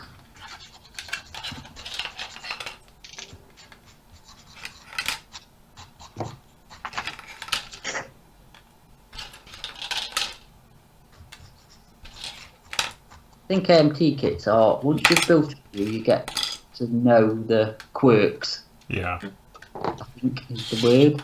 Having never built one, or if I have one, it's a very long time ago, it's just figuring out how it goes together, but we'll get there, yeah. As long as it looks like a Mustang when I'm finished. Chris is asking more information on your new colours, Phil. I couldn't possibly say. Codename Kermit Wee. Okay, somewhere between Kermit and Mushy Peas, is that what we call? Cheesy peas. Squeezy cheesy peas. Squeezy cheesy peas, innit, Phil? Yeah, it was known as KP, Operation KP, when we were going through it all for Kermit P. Because, yes, there is nice shades of green. So, hold on. Here is one, which is not going to leak when I shake it. As I say, the thing is with the greens, the pigment's quite heavy on it, so you do need to shake it a lot to get them to wake up. So here we have our Kermit P1, is this type of colour, gives you an idea. We have, which will give you, hold on, let me show you, only because I was playing with it on this, which gives you this type of effect. So it's had a light rub over, but it left a lot of it on there just to sort of show. And then this colour down the back here is Moss Isley. So commonly going to be sort of, this is going to be I was about to say, you ought to call one Starship Mould. Yeah, that's it. Yeah, that's right. But this is Moss Green, which is, as I say, I don't know how well it's going to show on the camera with these other ones, but it, as you say, you've got the green, and then we've got a green grey here. The only one I haven't got available here is the dark green, because we haven't actually officially come out with him, but this is like a green grey. So that's your sort of colours of them, which will be these. So we got ivy green, moss green, and the grey green, and there is going to be one more, which is just needs to be played with a bit more. But to be honest, I have lots of bottles of it sat here, and because we're doing the testing of how it separates. So this is these ones that are in front of me. I've got about 50 of each, and they're literally just in final testing. I'm really happy because this is how I can tell how much clay's in it. So it just has to sit for a couple of weeks just to make sure, and then once it is, you can see it's quite green there, but when you mix it all in, these will probably be out, I should think, either the end of next month or it'll be beginning of March. But you see, when you shake them up, they do change quite a bit, so don't be put off too much by the colours you see as it sits here. So once they go through, the moss green is actually a really nice colour. The green grey as well works great for dirty things. As you can see down here on the legs, here it is. So this is how I've been sort of playing with it in testing just to see. So yeah, it's one of those ones, it doesn't look, the light bleaches it out. This is a lot greener to me than what you can see on camera. So, but yeah, I don't know what I've done with the other test pieces. Hey, exciting, new colours. Yeah, what have I done with the test pieces? I have the test pieces here, and I seem to have lost them. Hold on, what have I done with them? That's a little early preview. Yeah, it's only because we were playing with them the other day. You see the green? That's the dark green, and this is just because we're doing mixed testing with between washes and various things around on here. But yeah, oh, there it is. Oh, there it is somewhere. So yeah, there you go. So that is your grey green. Neat. This down in here, we do a thing where we test the colours bleaching into each other of how they go. So they should seamlessly blend one to the other. So this is what this is during testing. We pull them next to each other and see how it pulls together. So it works quite well. But this here is ivy green, and then this in here is the moss green. So that gives you your things. That's ivy green, that's your moss green, that's your grey green onto it as well. So Nice. yeah, but it blends really well together as well, and that's the big thing. They've got to work together.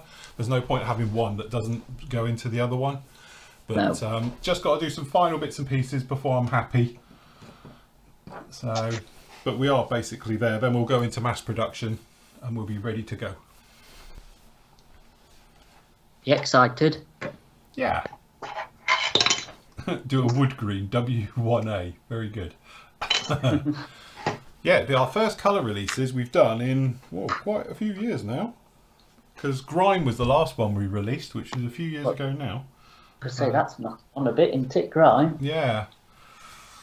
Do you think Dark Dirt had its 15th birthday 15 years last year?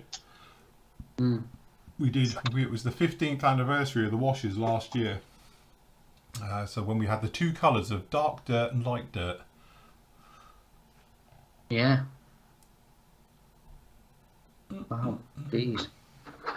Makes them about the same age as the iPhone then. Yeah, I suppose, yeah.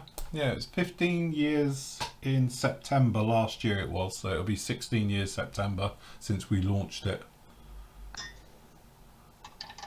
Don't panic. Also, the guys talking in the chat about the merch. That'll be out next month. So, as I say, this month's just a write-off because it's just silly season for books and paperwork and accountants and things. So, Yeah, people wanting money. yeah, people want money this time of Basically, year. innit? Yeah, it's literally a one-way street. You save up all year, and then you get to this time of the year, and everybody wants their last breath. Everybody please. So, yes. Don't worry, Tony. There's no price increase coming from Flory Models. I can tell you that. You'll be okay.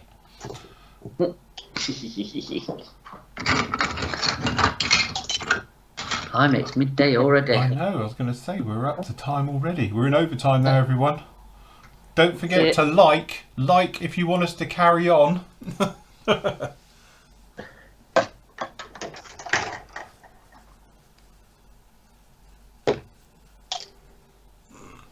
Yes, I'm building the Hella 72nd. This is the yellow one down in here, CL215.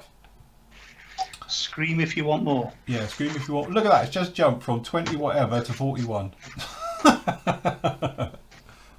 Come on, see if we can get to 100 likes, seeing as there's 320 of you watching. 51, it's going up. Keep going, everyone. Hit that like button. 53. I'm in 59, it's going. What's up, Andy? I'm in a dilemma. What colour to do my cockpit? 66. I'd do it. 71. Except Keep going. 69. Well, I'm building no mates all day today and this evening, so I'm just stuck in my shed all day and all night. Dear, have you been abandoned? Yeah. Do you know what I reckon? The closest colour to what I can see is XF82. 99, 102. There you go. Well, look, we'll go a little bit longer. Right, shall I tell you what colour I did mine then? I'm sure you did yours black. Well, I've done all of them, both versions. Ugh, I can't remember how this cockpit comes off now. Yeah, Black. black. Yeah. Yeah, all the pictures I can see, it's grey with a black seat. And it's sci-fi. What does And it's not real. It's not real, Andy. Move on. How much can you see? Hey, paint it cockpit green. Yeah, do that. Just nice zinc I think the chrome reality is they were black anyway. Were they? Yeah, I think so. I'm sitting watching the Industrial Light and Magic, looking at one of the original full-size ones. Definitely grey. Ah. Paint it grey then. I know, but it's easy to do it black, isn't it? If it's grey, I always use like XF53 or 54 and never worry about it. Yeah. Oh, by the way, quick plug. We've got the Zukimura 109 up on pre-order on the PM site. Get your name down because we need it in. Because that's going to be... John and Nathan are getting one. Look, I'll let you have one advert. Hold on. On the PM site? What do you mean let us have one advert, cheeky bugger? It's not on the PM site, it's on your site. What are you looking for? It's on yours, it's pre-order. It's a PM site. Sorry, I meant on the Flory site for members. Right, hold on. You know what I meant. Sorry, no one look at that. Right, Hey, there we oh. go.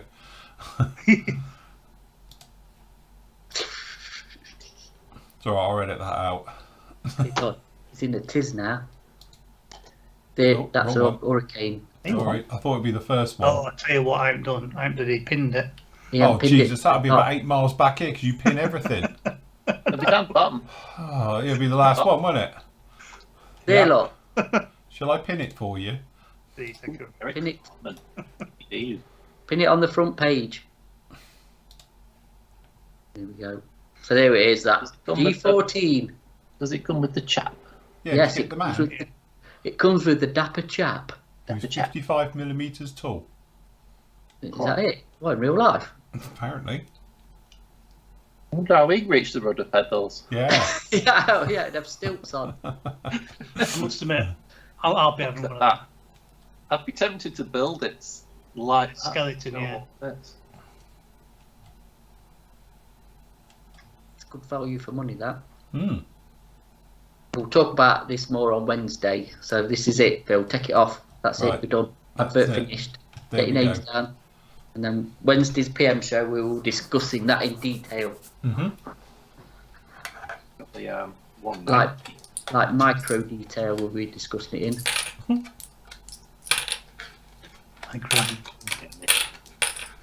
Okay, one wing to go. Challenge to get that built for Telford. That summer. Easy. Combat modelling again. Mm. Right, where are we then with this thing?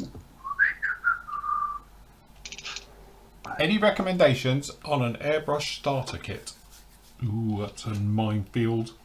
Oof, yeah. As we said before, it's that thing. What's your budget?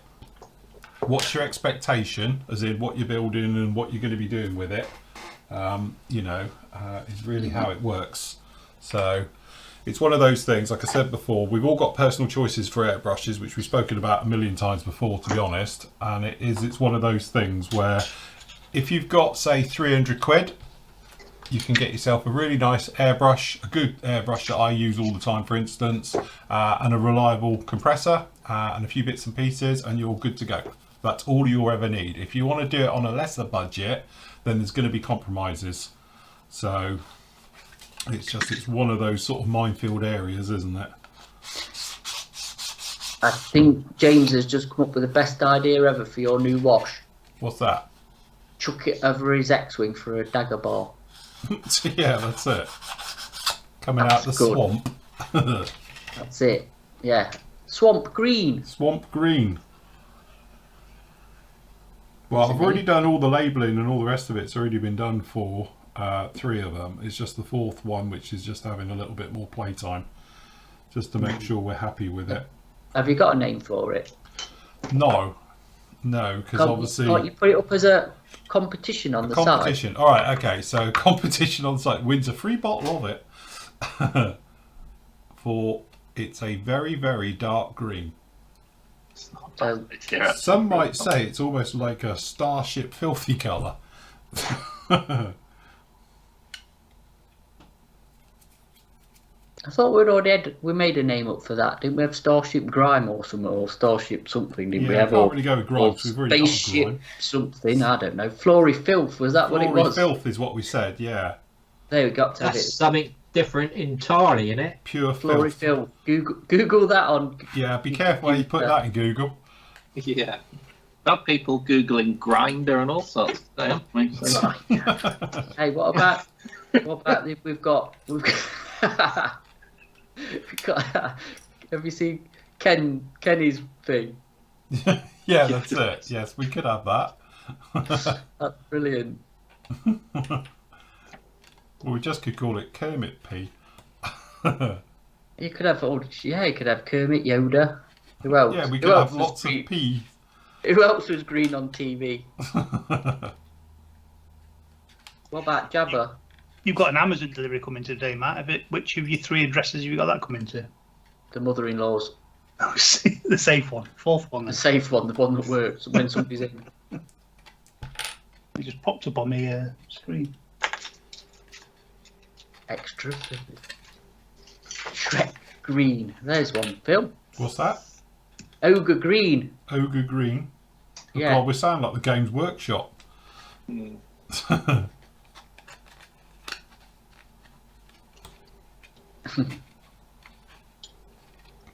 I think Flory Phil. Well, we could do that, Flory Filth. Does that mean we're green? I'm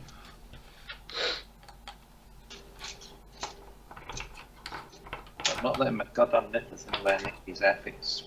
Screw attachment.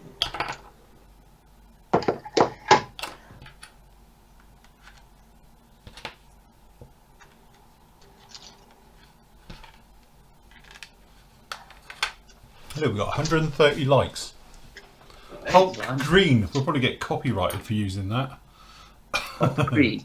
Yeah, Hulk Green.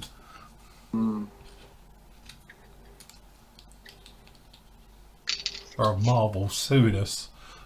Yeah, probably. Grinch Green. Yeah, we can't use those ones. It's got to be.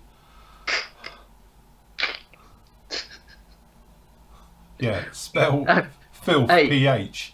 What about Weed Green? Weed Green, yes.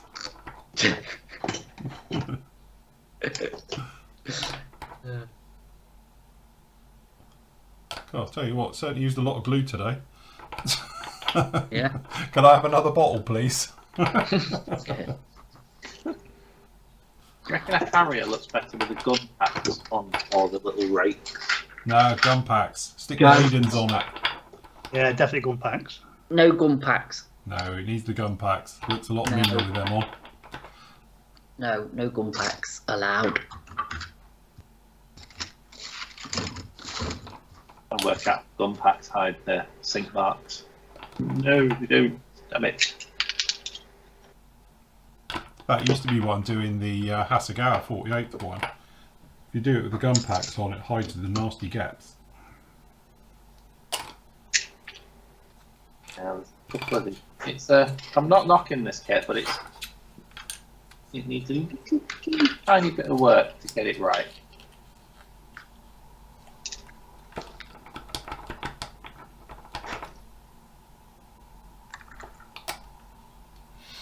Was that? I'm not knocking this kit, but But I mean, it's not horrendous. It's kind of it gets a C plus, I think. I think the Esky kit is more easy to build, But less detailed. less detailed. Yeah. Bit of a compromise then, eh? Wiggy's bought the Tamiya Harrier. Ugh. It's alright, you've learnt your lesson. So now you know never to buy it ever again. You'll be fine. Yeah, To you be honest, wouldn't do we've that. had some members knock that kit together and it's come out really nice. Yeah, that's what I was It about to just say. needs a lot of filler and a lot of work. Some people have built that and it's come But out. yeah, the people who have actually built it have done a really good job on it. Because they're braver than I am.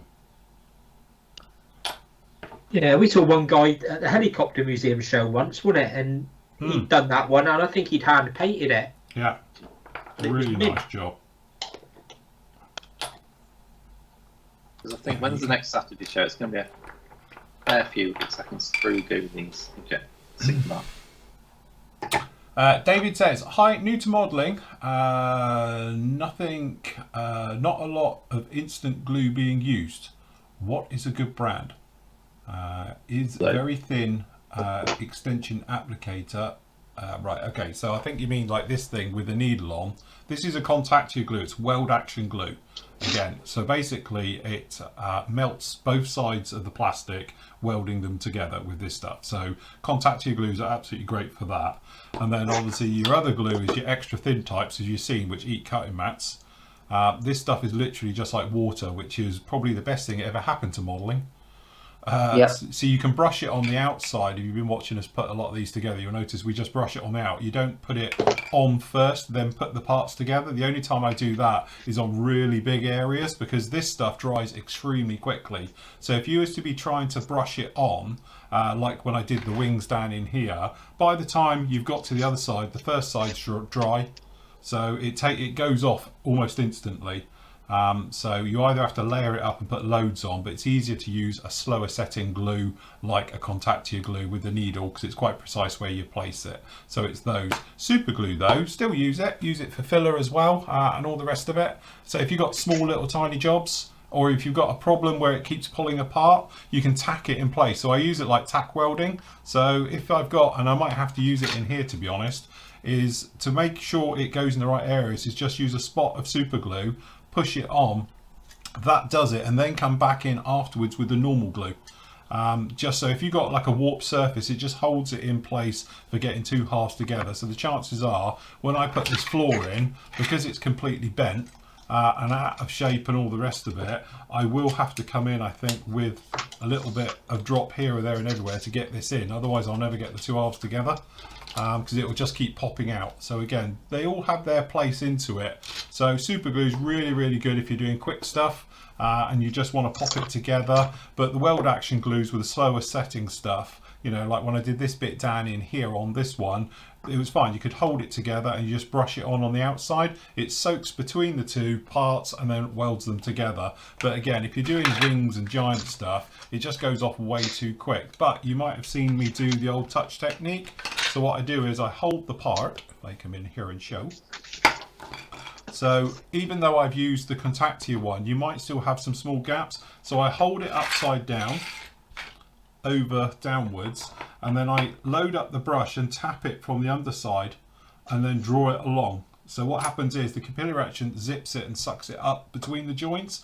Don't put it this way up and then come with your brush and tap it on the top, because what will happen is law of sod means it will run down the side to your finger, and because it's a weld action, you will melt your fingerprint into the surface of it. So if you hold it upside down and tap it from the bottom, you don't have that problem. But if you do it from the top and tap it on and then suddenly you get a drip, it will then run onto your finger and you've ended up with a fingerprint you're going to have to take off.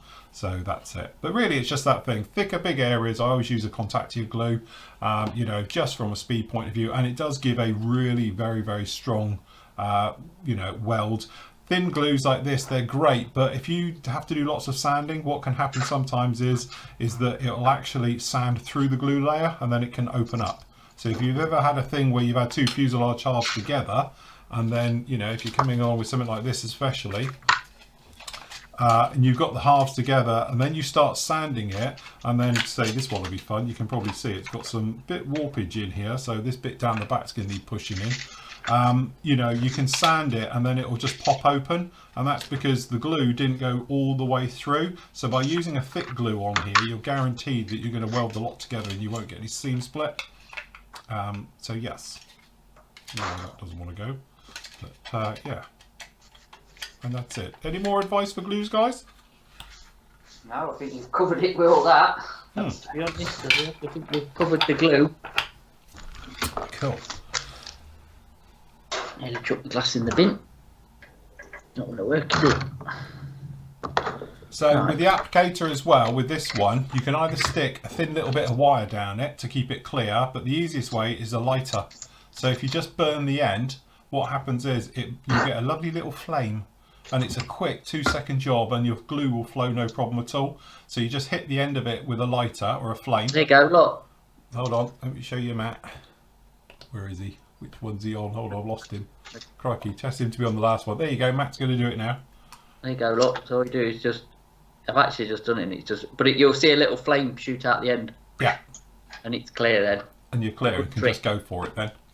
It's a good little trick, yeah. Because I had thinking, because I was like, how they all do unblock these? This was years ago. Like bits of wire and like all sorts, and yeah. Yeah.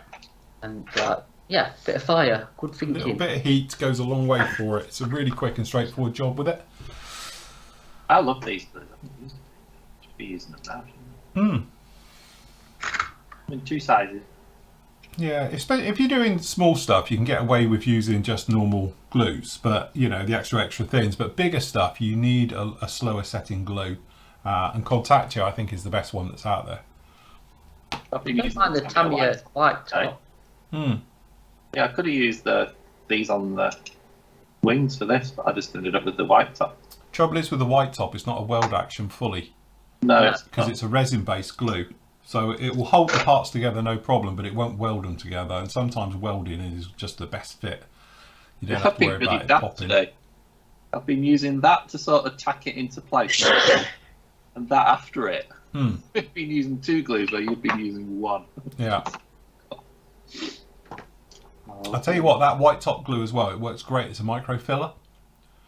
Yeah, that's So what if you've got tiny little seams and things like that, you could actually use the white top glue, because I've got it here. See, mine is gone proper. Can you see how thick that is? It's literally gone like gel. mine's got like clouds in it. Yeah, well, you get clouds in it. So what you can do is put a little bit of extra thin in this and it will thin it. But mine's really, really thick. But you might notice I've changed out the brush as well. I've got a small brush in it because the big brush just floods everywhere. It's pretty relentless, that stuff. But this stuff is actually, it's a resin-based glue. So what happens is that it doesn't weld it together.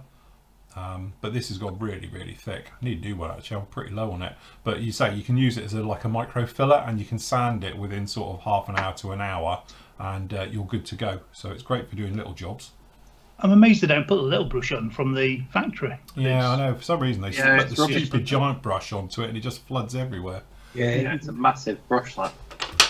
you can always guarantee as you're moving it over to where you want to glue, a bit will drop off. Yeah. Yeah. Yeah. I've got. Is it one of those that causes cancer if you use it in California? Mm. Yeah, only in California.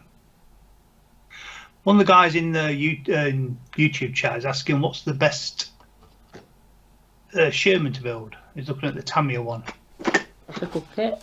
Yeah. I wouldn't say it's the best, but it's a good solid kit. Maybe looking at a Tiger as well. Again, how experienced are you with building armour? Because Tamiya it'll go together.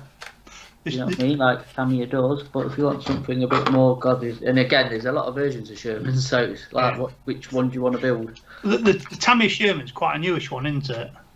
Whereas the Tamiya Tiger's a fairly old kit. No, the Tamiya Shermans are old. It's only the 88 one that's new. Oh, it's probably, yeah, Easy 8. Gotta get in there. Because Tamiya used to use the Tusker one, wasn't it? Yeah, one. They have reboxed the Asuka one. or Sorry, Tusker. Azuka one, yeah. Yeah, well, they're called now, same company. But Yeah. that was only for the Firefly. The Firefly and the Easy 8, but they've done their own Easy 8, which really surprised me why they've never done a Firefly. Hmm.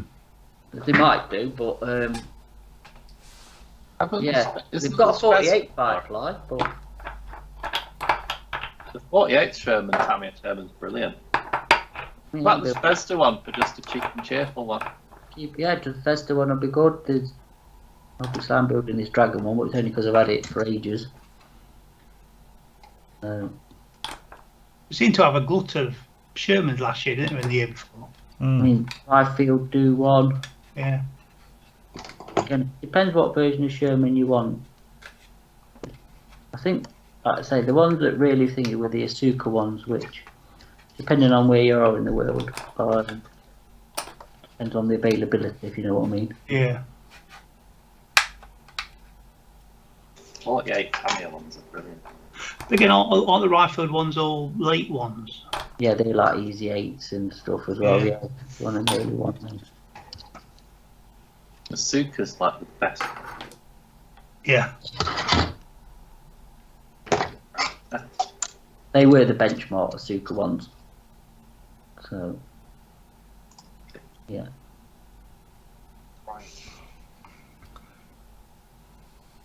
These nozzles on this Guys area. are saying as well as Vesda's one. Yeah, I think Price? that's a good shout for a cheap and cheerful one, isn't it? Yeah, something cheap and cheerful to build, yeah, the Vestas one. Hmm. Relatively new tool. And yeah, there's another version coming out this year, I think, as well. So, Hmm. yeah. What's the trumpeter Harrier like? 30-second Harrier? Alright, I've built it. A lot better than the Airfix one in 24th. Lot better than the Revel one. Yeah. God. Award winning as well, wasn't it? It is. Mine is an award-winning Best in Show. Who knew? And I didn't even enter it. I'm pretty sure still. The only reason it won because they thought it was somebody else's. Probably. Harriers are better served before Best the Harrier at Telford in whatever year it was. 2009. Yeah, 2010, wasn't it? Or something. It would have been about then, I think. I don't know. was, Maybe about 2014, I think it was.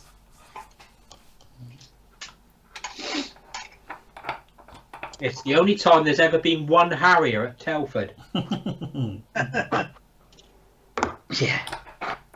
It is.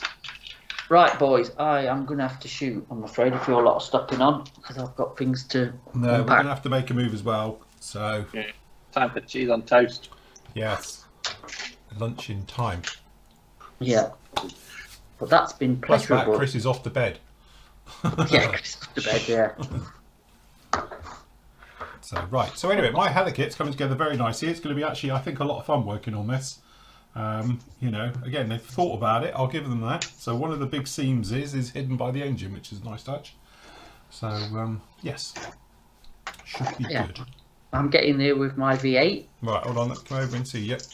Oh, yeah. It's That's a lot of Nathan. clean up with that, so it's not as far as I was expecting to get this morning. But again, it's a lot of sort of test fit, figuring out where things go. But yeah, it's going to look all right. I'm going to actually, you know, the rest of the chrome bits, I'm going to dip them in bleach and strip them. Mm-hmm.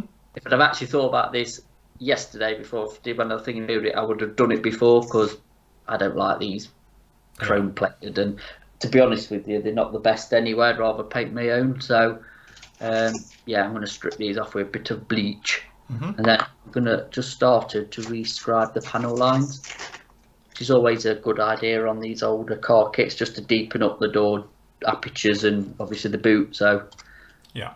when you paint it, you've got a bit of a shadow. So yeah, I actually just been using. I forgot I had this little scriber. You can change the end with a thing. I forgot I had it. It's quite good for that. It's very fine. I think it's a bit similar to the Tamiya I one. was going to say, it looks like the Tamiya one, but your image is a bit pants today. This is obviously the Mr. Hobby one. Yeah. It's all right, actually. Good for this anyway. So yeah, that's how far I've got today. Very good. Excellent. Nathan? I've pretty much done it. I'm just letting everything.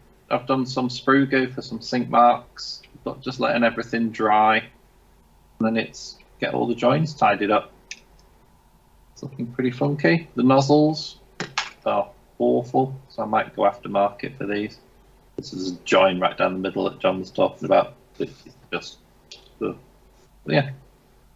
Yeah, I don't know why they ever did that, because I did it on my GR1 area, and I presume you had it on your 3, didn't you, John? No, No. the later ones have got a single piece. Yeah. We've got a little bit of work with plastic card to do here on these gaps between the flaps and the massive. It's all right, it'll do. I think 48 scale is better served in Harriers, to be honest, these days, Yeah. isn't it? Yeah. Nice. Yeah. And John? Yeah, no, I'm just plodding this with armour. It's all the fiddly little bits that you've got to add on. Yeah. So all the little lights and stuff. So I'm just going to plod on with it today. But yeah, no, it's coming together really nice. Did Very you nice. make your own grab handles in the end? No, I'm not No. going down that rabbit hole. Fair enough. Yeah, I'm going to avoid that, I think. I was tempted, but no, I'll just go with what's in the kit. They look all right. I see you put your tyres on your road wheels before painting. Yes, because the tyre is actually part of the wheel as well. Was it? Yeah. So the rim and everything is moulded on the tyre. Oh, that's a bit crap, wasn't it? So, but I think I did it before. I've got a template thingy somewhere that fits Yeah. perfectly. So it's not too much hassle, to be honest. Why did they do it like that? Yeah, that's it. It's a bit pants, isn't it? Hmm. Anyway, and Andy. Yeah, so my wings are done. Mhm. Ready to go on, and I've started painting my cockpit. I decided to do it dark grey. Right. So all the reference photos I can find are all like dark grey with a black seat, but yeah, so that's not bad. So probably about halfway through the kit now, but building wise. Very nice. Cool. Yeah. Good job. And that will do us for today then, chaps. So thank you very much for joining us. Pleasure as always. Don't forget to like and subscribe. Look, we've got 142 likes now. That's got to be a record. So we will be back with you next week. I say I'm not sure if there'll be a part up on Monday from mine because I haven't got enough to fully do it yet, and I've got a ton of other stuff to do. But anyway, we'll definitely be back with you on Tuesday, and then obviously the PM show will be with you on Wednesday, and then we'll be live again on Thursday, and then obviously back Friday, and then as I say, Saturday shows we'll drop them in as and when we can as well because I enjoy doing them, and I know the guys do as well, and hopefully you do as well. So cool. Right, are we all good then, chaps? Yeah. Right, slam the door, we're out of here, lock the doors, we're gone. Right, thank you very much for joining us, guys. Happy modelling, take care, we'll see you again soon. Bye. Bye. Bye. Bye.